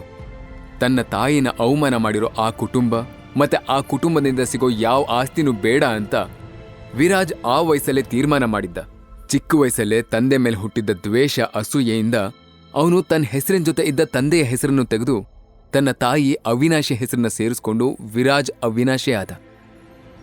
3 ವರ್ಷಗಳ ಹಿಂದೆ ಅನಾರೋಗ್ಯದಿಂದ ಅವಿನಾಶಿ ಸತ್ತೋಗಿದ್ಲು. ಆಗ್ಲೂ ವಿರಾಜ್ ಒಬ್ನೇ ಎಲ್ಲಾನು ನೋಡ್ಕೊಳ್ತಿದ್ನೆ ಹೊರತು ಯಾರ ಸಹಾಯನೂ ಕೇಳಲಿಲ್ಲ. ಅದಾದ್ಮೇಲೆ famous jewellery business Mann Radhakrishna Rao ಅವರು ವಿರಾಜ್ನಲ್ಲಿ ಏನ್ ಕಂಡ್ರೋ ಗೊತ್ತಿಲ್ಲ, ತನ್ನ ಮೊಮ್ಮಗಳು ಸುರಭಿನ ವಿರಾಜ್ಗೆ ಕೊಟ್ಟು ಮದುವೆ ಮಾಡಿದ್ರು. ಸುರಭಿಗೆ ಈ ಮದುವೆ ಇಷ್ಟ ಇರಲಿಲ್ಲ, ಆದರೆ ತನ್ನ ತಾತನ ಮಾತಿಗೆ ಬೆಲೆ ಕೊಟ್ಟು ಮದುವೆ ಆಗಿದ್ಲು. ವಿರಾಜ್ಗೆ ಈಗ ಇದೆಲ್ಲ ನೆನೆಸ್ಕೊಂಡು ಕಣ್ಣಿಂದ ನೀರಿಡಿಯೋಕೆ ಸ್ಟಾರ್ಟ್ ಆಯಿತು. ಅಷ್ಟರಲ್ಲಿ ಅವನು ಇಳಿಬೇಕಾದ ಜಾಗ ಬಂತು. ಆಟೋದಿಂದ ಇಳ್ದ. ಅವನೀಗ ಒಂದು ರೆಸಾರ್ಟ್ ಮುಂದೆ ನಿಂತಿದ್ದ. ಸುರಭಿ ಕೂಡ ಆಲ್ರೆಡಿ ಆ ಫಂಕ್ಷನ್ಗೆ ಬಂದಿದ್ಲು. ವಿರಾಜ್ ಒಳಗೆ ಹೋಗಿ ಸುರಭಿ ಪಕ್ಕ ಕೂತ್ಕೊಂಡ. ಬಟ್ ವಿರಾಜ್ಗೋಸ್ಕರ ಆಗ್ಲಿಂದನೂ ವೇಟ್ ಮಾಡಿ ಮಾಡಿ ಅವಳಿಗೆ ಸಿಟ್ಟು ಬಂದಿತ್ತು. ನನ್ನ ಮೇಲೆ ಕೋಪ ಮಾಡ್ಕೊಂಡಿದ್ಯಾ ಅಂತ ವಿರಾಜ್ ಪ್ರೀತಿಯಿಂದ ಕೇಳ್ದ. ಆಗ ಅವಳು ಅದೇ ಸಿಟ್ಟಿನಿಂದ, ಅಪ್ಪನ ಬಿಸ್ನೆಸ್ಗೆ ಹೆಲ್ಪ್ ಕೇಳೋದಕ್ಕೆ ಸಂಯುಕ್ತ ಹತ್ರ ಮಾತಾಡಬೇಕು ಅಂತ ಹೇಳಿದ್ದೆ ತಾನೆ, ನೀನು ನೋಡಿದ್ರೆ ಇಷ್ಟೊತ್ತು ಮೇಲೆ ಬಂದಿದ್ಯಾ ಅಂತ ಕೇಳಿದ್ಲು. ಸಾರಿ ಸುರಭಿ, ಬೇರೆ ಕೆಲಸ ಇತ್ತು ಅಂತ ಹೇಳಿ ಅವಳನ್ನ ಸಮಾಧಾನ ಮಾಡ್ದ. ಸ್ವಲ್ಪ ಹೊತ್ತಿನ ನಂತರ ರೆಸಾರ್ಟ್ ಎಂಟ್ರೆನ್ಸ್ ಡೋರ್ ಒಳಗಿಂದ ಫಾಸ್ಟಾಗಿ ಒಂದು ಕಾರ್ ಬಂತು. ಆ ಕಾರ್ ಒಳಗಿದ್ದ ವ್ಯಕ್ತಿ ಸ್ಟೈಲಾಗಿ ನಡ್ಕೊಂಡು ಸುರಭಿ ಹತ್ರನೇ ಬಂದ. ಒಂದು ಸಲ ವಿರಾಜ್ನ ಕೆಕ್ಕರಿಸ್ಕೊಂಡು ನೋಡಿ ಆಮೇಲೆ, ಹಾಯ್ ಸುರಭಿ, ನೀನು ಈ ರೀತಿ ಯೂಸ್ಲೆಸ್ ವ್ಯಕ್ತಿಗಳ ಜೊತೆ ಮಾತಾಡ್ತಾ ಟೈಮ್ ವೇಸ್ಟ್ ಮಾಡ್ತಿದ್ರೆ ಫ್ಯಾಮಿಲಿ ಇಮೇಜ್ ಏನಾಗಬೇಡ ಅಂದ. ಸುರಭಿ ಏನೂ ಮಾತಾಡಲಿಲ್ಲ. ವಿರಾಜ್ನೂ ಅಷ್ಟೇ ನಕ್ಕು.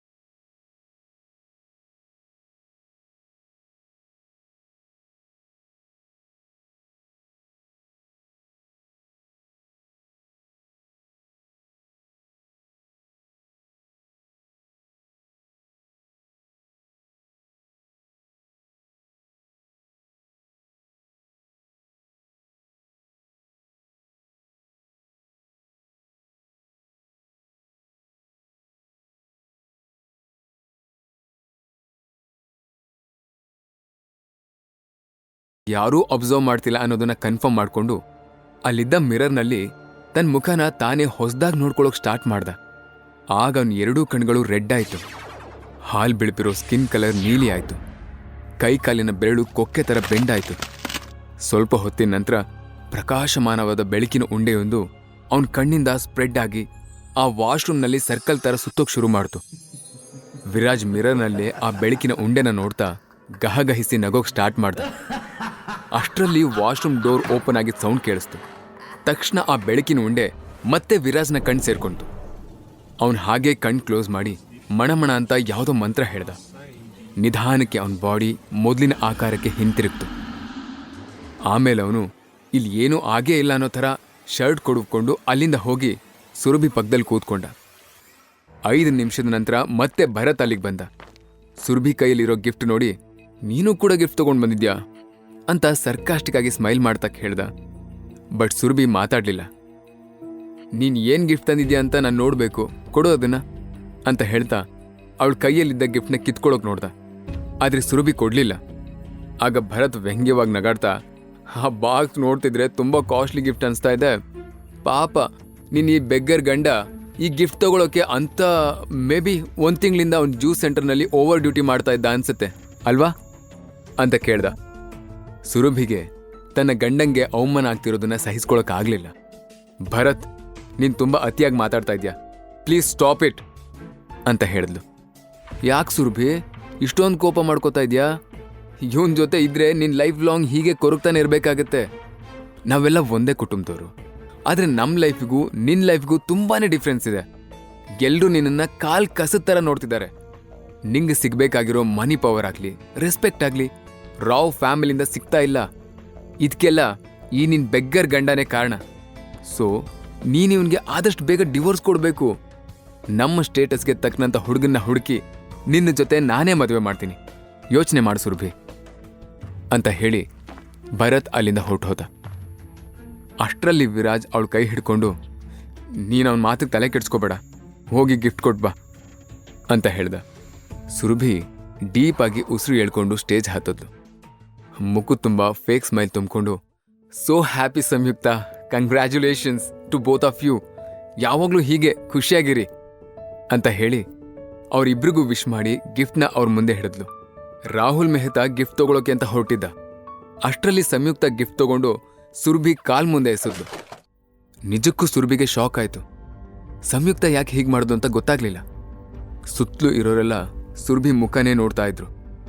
ಹಾಗಾಗಿ ಅವಳು ಈ ವಿಷಯನ ದೊಡ್ಡದು ಮಾಡೋದು ಬೇಡ ಅಂತ ಹಾಗೆ ಸ್ಮೈಲ್ ಮಾಡ್ತಾನೆ, ಸಂಯುಕ್ತ 5 ನಿಮಿಷ ನಾನು ನಿನ್ನ ಜೊತೆ ಮಾತಾಡಬೇಕು ಅಂತ ಹೇಳಿದ್ಲು. ನೀನು ನನ್ನ ಜೊತೆ ಮಾತಾಡೋ ಅವಶ್ಯಕತೆ ಇಲ್ಲ ಸುರಭಿ.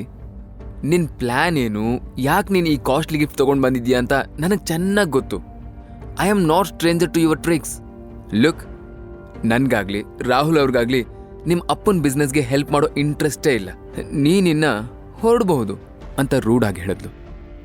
ಅಪ್ಪನ ಬಿಸ್ನೆಸ್ ರೀಸ್ಟಾರ್ಟ್ ಮಾಡೋಕೆ ಸುರಭಿಗಿದ್ದ ಒಂದೇ ಒಂದು ಹೋಪ್ ಅಂದ್ರೆ ಅದು ಸಂಯುಕ್ತ ಆಗಿದ್ಲು. ಈಗ ಆ ಹೋಪ್ ಕೂಡ ನೆಲ ಕಚ್ಬಿಡ್ತು. ಅಂದ ಹಾಗೆ ಸಂಯುಕ್ತ ಮತ್ತೆ ಸುರಭಿ ಕಸಿನ್ ಸಿಸ್ಟರ್ಸ್. ಇವ್ರ ತಾತ ರಾಧಾಕೃಷ್ಣರಾವ್ ಬದುಕಿದ್ದ ದಿನಗಳಲ್ಲಿ ಸುರಭಿ ರಾವ್ ಕುಟುಂಬದಲ್ಲಿ ರಾಣಿ ತರ ಇದ್ಲು. ಅವಳು ಕಾಲಲ್ಲಿ ತೋರಿಸಿದ್ದನ್ನ ಎಲ್ರೂ ತಲೆ ಮೇಲೆ ಹೊತ್ಕೊಂಡು ಮಾಡ್ತಿದ್ರು. ಸಂಯುಕ್ತ ಸುರಭಿ ಅಂತೂ ಒಂದೇ ತಾಯಿ ಹೊಟ್ಟೆಲ್ ಹುಟ್ಟಿದ ಮಕ್ಳ ತರ ಇದ್ರು. ಬಟ್ ತಾತ ಸತ್ತೋದ್ಮೇಲೆ ಎಲ್ಲ ಬದಲಾಗೋಯ್ತು.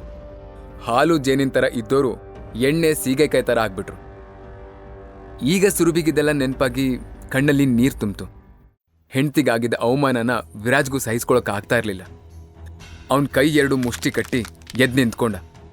ಆದ್ರೆ ಅವನ್ ಸುತ್ತಲೂ ರಾವ್ ಫ್ಯಾಮಿಲಿ ಮೆಂಬರ್ಸ್ ಇದ್ರು. ಹಾಗಾಗಿ ಅವನ್ ತನ್ನ ಕೋಪನ ಕಂಟ್ರೋಲ್ ಮಾಡ್ಕೊಂಡು ಅಲ್ಲೇ ಕೂತ್ಕೊಂಡ. ಆಕ್ಚುಲಿ ರಾಧಾಕೃಷ್ಣರಾವ್ ಅವ್ರಿಗೆ 3 ಜನ ಗಂಡ್ಮಕ್ಳು. ರಾಜೇಂದ್ರ ರಾವ್ ಅಂದ್ರೆ ಈ ಭರತ್ ರಾವ್ ಅನ್ನೋನಪ್ಪ, ಇನ್ನೊಬ್ಬ ವಿಜೇಂದ್ರ ರಾವ್. ಇವರಿಬ್ರು ಸಿಕ್ಕಾಪಟ್ಟೆ ಚಾಲಾಕಿಗಳು. ಇನ್ ಉಳಿದಿರೋದು ಸುರಭಿ ತಂದೆ ಸುರೇಂದ್ರ ರಾವ್. ಸ್ವಭಾವತಃ ಅವರು ತುಂಬಾ ಸಾಫ್ಟ್. ಹಾಗಾಗಿ ಮನೆಯವರೆಲ್ಲ ಸೇರ್ಕೊಂಡು ಅವ್ರಿಗೆ ಮೋಸ ಮಾಡಿ ಅವ್ರ ಆಸ್ತಿನ ತಮ್ಮ ಹೆಸರು ಮಾಡಿಕೊಂಡು ಅವ್ರನ್ನ ಮನೆಯಿಂದ ಹೊರಗೆ ಹಾಕಿದ್ರು. ಈ ಕಡೆ ಡ್ರಿಂಕ್ಸ್ ಪಾರ್ಟಿ ಶುರುವಾಯಿತು. ರಾವ್ ಮನೆ ಅಳಿಯಂದ್ರೆಲ್ಲ ಪಾರ್ಟಿ ಎಂಜಾಯ್ ಮಾಡ್ತಾ ಇದ್ರು. ಬಟ್ ವಿರಾಜ್ ಹೋಗ್ಲಿಲ್ಲ. ಆಗ ಭರತ್ ಅವನನ್ನ ಒತ್ತಾಯ ಮಾಡಿ ಪಾರ್ಟಿ ಕರ್ಕೊಂಡು ಹೋಗಿ 1 ಗ್ಲಾಸ್ ವೈನ್ನ ಅವನ ಮುಂದೆ ಹಿಡ್ದ. ವಿರಾಜ್ ಕೂಲಾಗಿ ನೋ ಥ್ಯಾಂಕ್ಸ್, ನಾನು ಡ್ರಿಂಕ್ಸ್ ಮಾಡಲ್ಲ ಅಂತ ಹೇಳ್ದ. ಆಗ ಭರತ್ ಅವನ ಮುಖಕ್ಕೆ ಆ ವೈನ್ ಎರಚ್ಬಿಟ್ಟ. ಅಲ್ಲಿದ್ದವರೆಲ್ಲ ವಿರಾಜ್ನ ಸ್ಥಿತಿ ನೋಡಿ ಜೋರಾಗಿ ನಗೋಕ್ ಸ್ಟಾರ್ಟ್ ಮಾಡಿದ್ರು. ಭರತ್ ಮಾಡ್ತಿರೋ ಅವಮಾನನೆಲ್ಲ ಸಹಿಸ್ಕೊಂಡು ವಿರಾಜ್ ಇಷ್ಟೊತ್ತು ಹೇಗೋ ಕೋಪನ ಕಂಟ್ರೋಲ್ ಮಾಡ್ಕೊಂಡಿದ್ದ. ಆದ್ರೆ ಈಗ ಅವನಿಂದ ಸಾಧ್ಯ ಆಗ್ಲಿಲ್ಲ. ಅವನು ಒಳಗಿರೋ ಸೂಪರ್ ಪವರ್ ಜ್ವಾಲಾಮುಖಿಯಾಗಿ ಹೊರಗೆ ಬರೋಕೆ ಶುರು ಮಾಡ್ತು. ಅವನ ಕಣ್ಣು ರೆಡ್ ಆಯ್ತು, ಸ್ಕಿನ್ ಕಲರ್ ಚೇಂಜ್ ಆಯ್ತು. ವಿರಾಜ್ ತೋಳು ಬಿಗ್ದು ಅವನು ಹಾಕೊಂಡಿದ್ದ ಶರ್ಟ್ ಹರಿಯೋಕ್ ಶುರು ಆಯ್ತು. ಮುಷ್ಟಿ ಬಿಗಿ ಹಿಡಿದು ಇನ್ನೇನು ಭರತ್ಗೆ ಹೊಡಿಬೇಕು. ಅಷ್ಟರಲ್ಲಿ ಯಾರೂ ಊಹಿಸದೇ ಇರೋ ಒಂದು ಘಟನೆ ನಡೆದು ಹೋಯ್ತು. ಹಾಗಾದ್ರೆ ವಿರಾಜ್ ಹತ್ರ ಇರೋ ಸೂಪರ್ ಪವರ್ ಎಲ್ರಿದ್ರೂ ರಿವೀಲ್ ಆಗತ್ತಾ? ವಿರಾಜ್ ಸುರಭಿನ ಯಾಕೆ ಮದುವೆ ಆದ? ಮತ್ತೆ ರಾವ್ ಫ್ಯಾಮಿಲಿಯಲ್ಲಿ ಅವಮಾನಗಳನ್ನ ಸಹಿಸ್ಕೊಂಡು ಯಾಕಿದ್ದಾನೆ? ಇಷ್ಟು ವರ್ಷದ ನಂತರ ಸಡನ್ ಆಗಿ ಕಶ್ಯಪ್ ಫ್ಯಾಮಿಲಿ ಯಾಕೆ ವಿರಾಜ್ನ ವಾಪಸ್ ಬಾ ಅಂತಿದ್ದಾರೆ? ಇನ್ನೇನು ವಿರಾಜ್ ಸೂಪರ್ ಪವರ್ ಭರತ್ನ ಅಟ್ಯಾಕ್ ಮಾಡುತ್ತೆ ಅನ್ನೋಷ್ಟರಲ್ಲಿ ವಿರಾಜ್ ಕಿವಿಲಿ ಸುರಭಿ ಮಾತುಗಳು ಕೇಳಿಸೋದಕ್ಕೆ ಶುರುವಾದ್ವು. ನನಗೋಸ್ಕರ ಇವತ್ತೇನೇ ಆದರೂ ನೀನು ರಿಯಾಕ್ಟ್ ಮಾಡಬಾರ್ದು ಪ್ಲೀಸ್ ವಿರಾಜ್ ಅನ್ನೋ ಮಾತು ವಿರಾಜ್ ಕೋಪನ ಕಂಟ್ರೋಲ್ ಮಾಡಿತ್ತು. ಅಂದ್ರೆ ಸುರಭಿ ಮಾತಿಗೆ ವಿರಾಜ್ನ ಸೂಪರ್ ಪವರ್ ಕಂಟ್ರೋಲ್ ಮಾಡೋ ಶಕ್ತಿ ಇದೆಯಾ? ಆಕ್ಚುಲಿ ವಿರಾಜ್ಗೂ ಇದು ಗೊತ್ತಿರಲಿಲ್ಲ. ವಿರಾಜ್ ನಿಧಾನಕ್ಕೆ ಕಣ್ಬಿಟ್ಟು ಫೇಕ್ ಸ್ಮೈಲ್ ಮಾಡ್ತಾ ಮುಖದ ಮೇಲಿರೋ ವೈನ್ನ ಒರೆಸ್ಕೊಂಡ. ಅವನು ಆ ನಗುನೆ ಭರತ್ನ ಇನ್ನಷ್ಟು ಕೇಳೋ ಹಾಗೆ ಮಾಡ್ತು. ನೀನೇನ್ ಮನುಷ್ಯನ ಅಥವಾ ಪ್ರಾಣಿನ? ನಾವಿಷ್ಟು ಅವಮಾನ ಮಾಡಿದ್ರು ಅದು ಹೇಗೆ ಹಲ್ಲಿಗಿಂಚ್ಕೊಂಡು ನಿಂತಿದ್ಯಾ? ಇವತ್ತು ನಾನು ಗೆಲ್ತೀನೋ ನೀನು ಗೆಲ್ತೀಯೋ ನೋಡೇ ಬಿಡೋಣ ಅಂತ ಭರತ್ ಮನ್ಸಲ್ಲಿ ಅನ್ಕೊಂಡು ವಿರಾಜ್ನ ಹತ್ರ ಬಂದ. ವಿರಾಜ್ಗೆ ಅವನ ಮುಖ ನೋಡೋಕ್ಕೂ ಇಷ್ಟ ಇಲ್ಲದೆ ಇರೋದ್ರಿಂದ ಅಲ್ಲಿಂದ ಹೊರಡೋಕೆ ಟ್ರೈ ಮಾಡ್ದ. ಆಗ ಭರತ್ ಇಂಟೆನ್ಷನ್ನಲ್ಲಿ ಕಾಲು ಅಡ್ಡ ಹಾಕ್ದ. ವಿರಾಜ್ ಬ್ಯಾಲೆನ್ಸ್ ತಪ್ಪಿ ವೈನ್ ಗ್ಲಾಸ್ಗಳನ್ನು ಜೋಡಿಸಿಟ್ಟಿರೋ ಟೇಬಲ್ ಮೇಲೆ ಬಿದ್ದ. ಎಲ್ಲ ಗ್ಲಾಸ್ಗಳು ಒಡೆದು ಅಲ್ಲಿ ವೈನ್ ಪ್ರವಾಹನೇ ಹರಿಯೋಕೆ ಶುರುವಾಯಿತು. ಆಗ ಭರತ್ ಜೋರಾಗಿ, ಯಾಕೋ ಹೀಗೆ ಮಾಡಿದೆ? ಪಾರ್ಟಿ ಹಾಳು ಮಾಡಬೇಕು ಅಂತಾನೆ ನೀನು ಹೀಗೆ ಮಾಡಿದ್ದ ಅಂತ ಕಿರ್ಚಿದ. ಅವನು ಕಿರ್ಚಿದ ಕೇಳಿ ರಾಹುಲ್ ಮೆಹ್ತಾ, ಸಂಯುಕ್ತ ಕೂಡ ಅಲ್ಲಿಗೆ ಬಂದು ಏನಾಯ್ತು ಅಂತ ಕೇಳಿದ್ರು. ಅಲ್ಲಿದ್ದವರೆಲ್ಲ ಇಷ್ಟೊತ್ತು ಭರತ್ ಮಾಡಿದ್ದನ್ನ ವಿರಾಜ್ ಮಾಡಿದ್ದು ಅನ್ನೋ ಥರ ಕತೆ ಕಟ್ಟಿ ಹೇಳಿದ್ರು. ವಿರಾಜ್ಗೆ ಮಾತಾಡೋಕ್ಕೆ ಅವಕಾಶ ಕೂಡ ಸಿಗ್ಲಿಲ್ಲ. ಅವ್ರ ಮಾತು ಕೇಳಿ ರಾಹುಲ್ ಮೆಹ್ತಾಗೆ ವಿರಾಜ್ನ ಮೇಲೆ ಕೋಪ ಬಂತು. ಈ ಕುಡುಕ್ ನನ್ನ ಮಗನ್ನ ಇನ್ವೈಟ್ ಮಾಡಿದ್ಯಾರು? ಬಂದಿರೋ ಗೆಸ್ಟ್ ಮುಂದೆ ನಮ್ಮ ಮರ್ಯಾದೆ ತೆಗಿಯೋಕೆ ಅಂತಾನೆ ಹೀಗೆ ಮಾಡಿದ್ದೀರಾ ಅಂತ ಕೂಗಾಡೋಕೆ ಸ್ಟಾರ್ಟ್ ಮಾಡ್ದ. ಆಗ ಭರತ್ ಪಾಪಚ್ಚಿ ಥರ ಮುಖ ಮಾಡಿಕೊಂಡು, ಸಾರಿ ಇವನು ಕುಡ್ಕೊಂಡು ಬಂದಿದ್ದಾನೆ ಅಂತ ನನಗೂ ಗೊತ್ತಿರಲಿಲ್ಲ ಭಾವ. ನಮ್ಮ ಮನೆ ಅಳಿಯ ಅಂತ ಒಳಗೆ ಬಿಟ್ಕೊಂಡ್ವಿ, ದಯವಿಟ್ಟು ಕ್ಷಮಿಸ್ಬಿಡಿ ಅಂತ ಹೇಳ್ದ.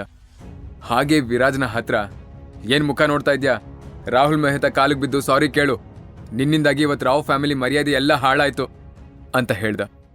ಕಣ್ಣೀರ್ ಹಾಕ್ತಾ ಅವನ ಪಕ್ಕದಲ್ಲೇ ನಿಂತಿದ್ದ ಸುರಭಿ, ಕೇರ್ಫುಲ್ ಆಗಿರುವಂತ 1000 ಸಲ ಹೇಳಿದ್ದೆ, ಕೊನೆಗೂ ಎಲ್ಲ ಹಾಳು ಮಾಡ್ಬಿಟ್ಟೆ ನೀನು.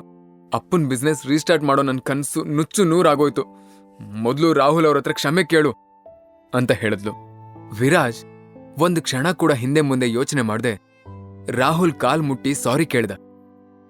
ಇನ್ಯಾವತ್ತು ನನ್ನ ಕಣ್ಣು ಕಾಣಿಸ್ಕೋಬೇಡ, ಹೊರಟೋಗಿಲ್ಲಿಂದ ಅಂತ ರಾಹುಲ್ ಹೇಳ್ದ. ವಿರಾಜ್ ತಲೆ ತಗ್ಗಿಸ್ಕೊಂಡು ಅಲ್ಲಿಂದ ಹೊರಟು ಹೋದ. ಅವನ ಹಿಂದೆನೆ ಸುರಭಿನೂ ಹೊರಟ್ಲು. ಆಗ ಭರತ್ ಅವಳನ್ನ ತಡೆದು, ನಾನು ಹೇಳಿದ ವಿಷಯದ ಬಗ್ಗೆ ಸೀರಿಯಸ್ ಆಗಿ ಯೋಚನೆ ಮಾಡು ಸುರಭಿ. ನೀನ್ ಇವನ್ ಜೊತೆ ಇದ್ರೆ ಪ್ರತಿದಿನ ಹೀಗೆ ಅವಮಾನ ಅನುಭವಿಸ್ತಾ ಇರ್ತೀಯ ಅಂತ ಹೇಳ್ದ. ಸುರಭಿ ರಿಪ್ಲೈ ಮಾಡದೆ ಅಲ್ಲಿಂದ ಹೊರಟು ಹೋದ್ಲು. ವಿರಾಜ್ ಟ್ರಾಫಿಕ್ ನೋಡ್ತಾ ರೆಸಾರ್ಟ್ ಹೊರಗೆ ನಿಂತ್ಕೊಂಡಿದ್ದ. ಅವನ ಪಕ್ಕದಲ್ಲೇ ಬಂದು ನಿಂತ್ಕೊಂಡು, ಹೊರಡೋಣ ಅಂದ್ಲು ಸುರಭಿ. ನೀನೆಲ್ಲಿಗೆ ಬರ್ತೀಯ? ಫಂಕ್ಷನ್ ಇನ್ನೂ ಮುಗ್ದಿಲ್ಲ, ನೀನು ಮುಗಿಸ್ಕೊಂಡು ಬಾ, ನಾನು ಹೋಗ್ತೀನಿ ಅಂತ ವಿರಾಜ್ ಹೇಳ್ದ. ನಿಂಗೆ ಅವಮಾನ ಆದರೆ ನನಗೂ ಅವಮಾನ ಆದ ಹಾಗೆ, ನಾನು ಈ ಜಾಗದಲ್ಲಿ ಒಂದು ಕ್ಷಣನೂ ಇರಲ್ಲ ಅಂತ ಸುರಭಿ ಹೇಳಿದ್ಲು. ಅದು ಹಾಗಲ್ಲ ಸುರಭಿ, ನಿಮ್ಮ ಅಪ್ಪನ ಬಿಸ್ನೆಸ್ಸು ಅಂತ ವಿರಾಜ್ ಏನೋ ಹೇಳೋಕೆ ಹೊರಟಿದ್ದ. ಅವನ ಮಾತನ್ನ ಅರ್ಧಕ್ಕೆ ತಡೆದು, ನೀನು ತಪ್ಪು ಮಾಡಿಲ್ಲ ಅಂತ ನನಗೂ ಗೊತ್ತು ವಿರಾಜ್, ನಾನು ನಿನ್ನನ್ನು ನಂಬ್ತೀನಿ ಅಂತ ಸುರಭಿ ಹೇಳಿದ್ಲು. ವಿರಾಜ್ ಸರ್ಪ್ರೈಸ್ ಆಗಿ, ನಿಜವಾಗ್ಲೂ ನಂಬ್ತೀಯಾ ಅಂತ ಕೇಳ್ದ. ಹೌದು, ನನಗೆ ನಿನ್ನ ಮೇಲೆ ನಂಬಿಕೆ ಇದೆ, ನೀನು ಕುಡಿಯಲ್ಲ ಅನ್ನೋದು ನನಗೆ ಗೊತ್ತು ಅಂತ ಸುರಭಿ ಹೇಳಿದ್ಲು. ಅವಳ ಮಾತು ಕೇಳಿ ವಿರಾಜ್ಗೆ ತುಂಬಾನೇ ಖುಷಿ ಆಯಿತು. ಅವನ ಮನಸ್ಸಲ್ಲಿ, ನನ್ನ ಮೇಲೆ ಇಷ್ಟೊಂದು ನಂಬಿಕೆ ಇಟ್ಟಿರೋ ಸುರಭಿಗೆ ಯಾವ ತೊಂದರೆನೂ ಆಗದೆ ಇರೋ ಹಾಗೆ ನಾನು ನೋಡ್ಕೋಬೇಕು, ಅವಳ ತಂದೆ ಬಿಸ್ನೆಸ್ ರೀಸ್ಟಾರ್ಟ್ ಆಗೋಕೆ ನಾನು ಏನಾದರೂ ಮಾಡಬೇಕು ಅಂತ ಯೋಚನೆ ಮಾಡ್ದ. ಅಷ್ಟರಲ್ಲಿ ಸುರಭಿ, ನಾನೊಂದು ನಿರ್ಧಾರಕ್ಕೆ ಬಂದಿದ್ದೀನಿ ವಿರಾಜ್, ನಾವಿಬ್ರು ಒಟ್ಟಿಗೆ ಜೀವನ ನಡೆಸೋಕೆ ಸಾಧ್ಯನೇ ಇಲ್ಲ ಅಂತ ನನಗೆ ಅನ್ನಿಸ್ತಾ ಇದೆ ಅಂತ ಕಡ್ಡಿ ತುಂಡು ಮಾಡ್ದಂಗೆ ಹೇಳಿದ್ಲು. ಅವಳು ಇಂಥ ಶಾಕಿಂಗ್ ನ್ಯೂಸ್ ಹೇಳಿದ್ರು ವಿರಾಜ್ ಕಡೆಯಿಂದ ಯಾವ ರಿಯಾಕ್ಷನ್ನೂ ಇರಲಿಲ್ಲ. ಅವನು ತನ್ನ ಪಾಡಿಗೆ ತಾನು ಮನೆ ಕಡೆಗೆ ಹೆಜ್ಜೆ ಹಾಕಿದ. ಅವರಿಬ್ರು ಮನೆಗೆ ಬಂದಾಗ ಸುರಭಿ ಅಪ್ಪ ಸುರೇಂದ್ರ, ಅಮ್ಮ ರೇಣುಕಾ ಹಾಲ್ನಲ್ಲೇ ಕೂತಿದ್ರು. ಫಂಕ್ಷನ್ನಲ್ಲಿ ನಡೆದಿರೋ ವಿಷಯನೆಲ್ಲ ಆಗ್ಲೇ ಭರತ್ ಫೋನ್ ಮಾಡಿ ತಿಳಿಸ್ಬಿಟ್ಟಿದ್ದ. ಹಾಗಾಗಿ ರೇಣುಕಾ ಕೆಂಡಾಮಂಡಲವಾಗಿದ್ಲು. ವಿರಾಜ್ ಮನೆ ಒಳಗೆ ಕಾಲಿಟ್ಟ ತಕ್ಷಣ ಅವನ ಮೇಲೆ ಬಾಯಿಗೆ ಬಂದ ಹಾಗೆ ಕೂಗಾಡಿದ್ಲು. ಮೊದಲೇ ಅವಳಿಗೆ ಅವನ್ನ ಕಂಡ್ರೆ ಇಷ್ಟ ಇಲ್ಲ, ಈಗ ಅವಳಿಗೆ ಹೊಸ ವಿಷಯ ಸಿಕ್ಕದಾಗಿತ್ತು. ಆಮೇಲೆ ಸುರಭಿನೇ ವಿಷಯ ತಿಳಿ ಮಾಡೋಕೆ ಅಂತ ವಿರಾಜ್ನ ಪರವಾಗಿ ಮಾತಾಡಿದ್ಲು. ಆಗ ರೇಣುಕಾ ಇನ್ನಷ್ಟು ಸಿಟ್ಟಾದ್ಲು. ಇಷ್ಟಾದ್ರೂ ನಿಂಗೆ ಬುದ್ಧಿ ಬರಲಿಲ್ವೇನೆ? ಮತ್ತು ಈ ಅವಿವೇಕಿ ಪರವಾಗಿ ಮಾತಾಡ್ತಾ ಇದೆಯಾ? ಈ ಶನಿ ನಿನ್ನನ್ನ ಮದುವೆ ಆಗಿ ಈ ಮನೆ ಕಾಲಿಡೋ ಮೊದಲು ಎಲ್ಲ ಚೆನ್ನಾಗೇ ಇತ್ತು, ಎಲ್ಲ ನಮ್ಮ ಕರ್ಮ ಅಂತ ಹೇಳಿ ವಿರಾಜ್ನ ಮುಖ ನೋಡಿದ್ಲು. ಈ ಕಡೆ ಸುರಭಿ ಹೆಲ್ಪ್ಲೆಸ್ ಎಕ್ಸ್ಪ್ರೆಷನ್ ಕೊಡ್ತಾ ಅಪ್ಪನ ಕಡೆ ನೋಡಿದ್ಲು. ಸುರೇಂದ್ರ ಕೂಡ ಏನು ಮಾತಾಡೋ ಪರಿಸ್ಥಿತಿಯಲ್ಲಿರಲಿಲ್ಲ. ಇದ್ಯಾವುದನ್ನು ಕೇರ್ ಮಾಡದೆ ವಿರಾಜ್ ತನ್ನ ಪಾಡಿಗೆ ತಾನು ಕಿಚನ್ಗೆ ಹೋದ. ಅಲ್ಲಿ ಸೂಪರ್ ಪವರ್ ಯೂಸ್ ಮಾಡಿಕೊಂಡು ಬರೀ 5 ನಿಮಿಷದಲ್ಲಿ ಅಡುಗೆ ಮಾಡಿ ಮುಗಿಸಿ ಎಲ್ರಿಗೂ ಪ್ಲೇಟ್ ಹಾಕಿ ಊಟಕ್ಕೆ ಕರೆದ. ರೇಣುಕಾ ಫುಲ್ ಶಾಕ್ ಆಗಿ, ಇದು ಹೇಗೆ ನೀನು ಇಷ್ಟು ಬೇಗ ಅಡುಗೆ ಮಾಡಿದೆ ಅಂತ ಕೇಳಿದ್ಲು.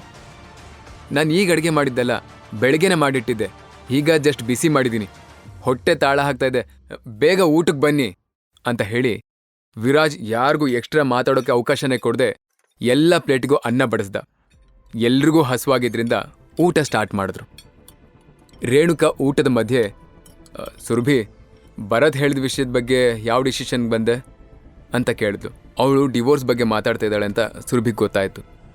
ನೋಡಮ್ಮ, ನಾನು ಯಾರೋ ಫೋರ್ಸ್ ಮಾಡ್ತಿದ್ದಾರೆ ಅಂತ ವಿರಾಜ್ಗೆ ಡಿವೋರ್ಸ್ ಕೊಡೋಕ್ಕಾಗಲ್ಲ, ಒಂದು ಡಿಸಿಷನ್ಗೆ ಬರೋಕ್ಕೆ ಟೈಮ್ ಬೇಕು ಅಂತ ಸುರಭಿ ಹೇಳಿದ್ಲು. ಇನ್ನೂ ನಿಂಗೆ ಎಷ್ಟು ಟೈಮ್ ಬೇಕು ಅಂತ ರೇಣುಕಾ ಹಲ್ಲು ಕಡಿತಾ ಕೇಳಿದ್ಲು. ಅಮ್ಮ ಪ್ಲೀಸ್, ನೆಮ್ಮದಿಯಾಗಿ ಊಟ ಮಾಡೋಕ್ಕಾದ್ರೂ ಬಿಡು, ನನ್ನ ಜೀವನದ ಬಗ್ಗೆ ನೀವು ಯಾರೂ ತಲೆ ಕೆಡಿಸ್ಕೊಳ್ಳೋದು ಬೇಡ ಅಂತ ಸುರಭಿ ಹೇಳಿದ್ಲು. ವಿರಾಜ್ಗೆ ಅವಳ ಮಾತು ಕೇಳಿ ಕನ್ಫ್ಯೂಷನ್ ಸ್ಟಾರ್ಟ್ ಆಯಿತು. ಯಾಕಂದರೆ ಅವಳು ಆಗಲೇ ನಿಂಗೆ ಡಿವೋರ್ಸ್ ಮಾಡ್ತೀನಿ ಅನ್ನೋ ಥರ ಹೇಳಿದ್ಲು. ಇಲ್ಲಿ ನೋಡಿದ್ರೆ ರೇಣುಕನ ಹತ್ರ ವಿರಾಜ್ಗೆ ಡಿವೋರ್ಸ್ ಮಾಡಲ್ಲ ಅನ್ನೋ ಥರ ಮಾತಾಡ್ತಾ ಇದ್ಲು. ಸೊ ಅವನು ಇದೇ ಕನ್ಫ್ಯೂಷನಲ್ಲಿ ಊಟ ಮಾಡ್ತಾ ಇದ್ದ. ಉಳಿದವರೆಲ್ಲ ಊಟ ಮುಗಿಸ್ಕೊಂಡು ಹೋಗಿದ್ದು ಕೂಡ ಅವನಿಗೆ ಗೊತ್ತಾಗ್ಲಿಲ್ಲ. ಆಮೇಲೆ ಮತ್ತೆ ತನ್ನ ಸೂಪರ್ ಪವರ್ ಯೂಸ್ ಮಾಡಿ ಬರೀ ಒಂದೇ 1 ನಿಮಿಷದಲ್ಲಿ ಪ್ಲೇಟ್ಸ್ನೆಲ್ಲ ತೊಳೆದು ಕಿಚನ್ ಕ್ಲೀನ್ ಮಾಡಿ ರೂಮಿಗೆ ಹೋದ. ಬೆಡ್ ಮೇಲೆ ಕೂತ್ಕೊಂಡು ಅರ್ಧ ಗಂಟೆ ಧ್ಯಾನ ಮಾಡ್ದ. ಈ ಧ್ಯಾನದಿಂದ ಅವನಿಗೆ ತನ್ನ ಸೂಪರ್ ಪವರ್ನ ಕಂಟ್ರೋಲ್ ಮಾಡೋ ಸ್ಕಿಲ್ನ ಪ್ರಾಕ್ಟೀಸ್ ಮಾಡೋಕ್ಕೆ ಹೆಲ್ಪ್ ಆಗ್ತಿತ್ತು. ಅವನ ಕೋಪನ ಕೂಡ ಕಂಟ್ರೋಲ್ ಮಾಡೋಕ್ಕೆ ಈಸಿಯಾಗಿತ್ತು. ಧ್ಯಾನ ಮುಗಿಸಿ ಕಣ್ಬಿಟ್ಟ ತಕ್ಷಣ ಅವನ ಬಟ್ಟೆಗಳ ರಾಶಿ ಮಧ್ಯೆ ಅಡಗಿ ಕೂತ್ಕೊಂಡಿದ್ದ ಚಿಕ್ಕದೊಂದು ಮರದ ಪೆಟ್ಟಿಗೆ ಕಣ್ಣಿಗೆ ಬಿತ್ತು. ಆ ಪೆಟ್ಟಿಗೆನ ನೋಡ್ತಾ ಇದ್ದ ಹಾಗೆ ಅವನ ಮುಖದಲ್ಲಿ ನಗು ಅರಳ್ತು. ಅವನದನ್ನ ಮಗು ಥರ ಎತ್ಕೊಂಡು ಮುಚ್ಚಳ ಓಪನ್ ಮಾಡ್ದ. ಅದರಲ್ಲಿ ಗ್ರೀನ್ ಕಲರ್ ಜೇಡಿತ್ತು.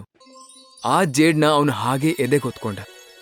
ಅವನ ಕಣ್ಣು ಮತ್ತೆ ಬ್ರೈಟ್ ಆಗಿ ಹೊಳೆಯೋಕೆ ಶುರುವಾಯಿತು.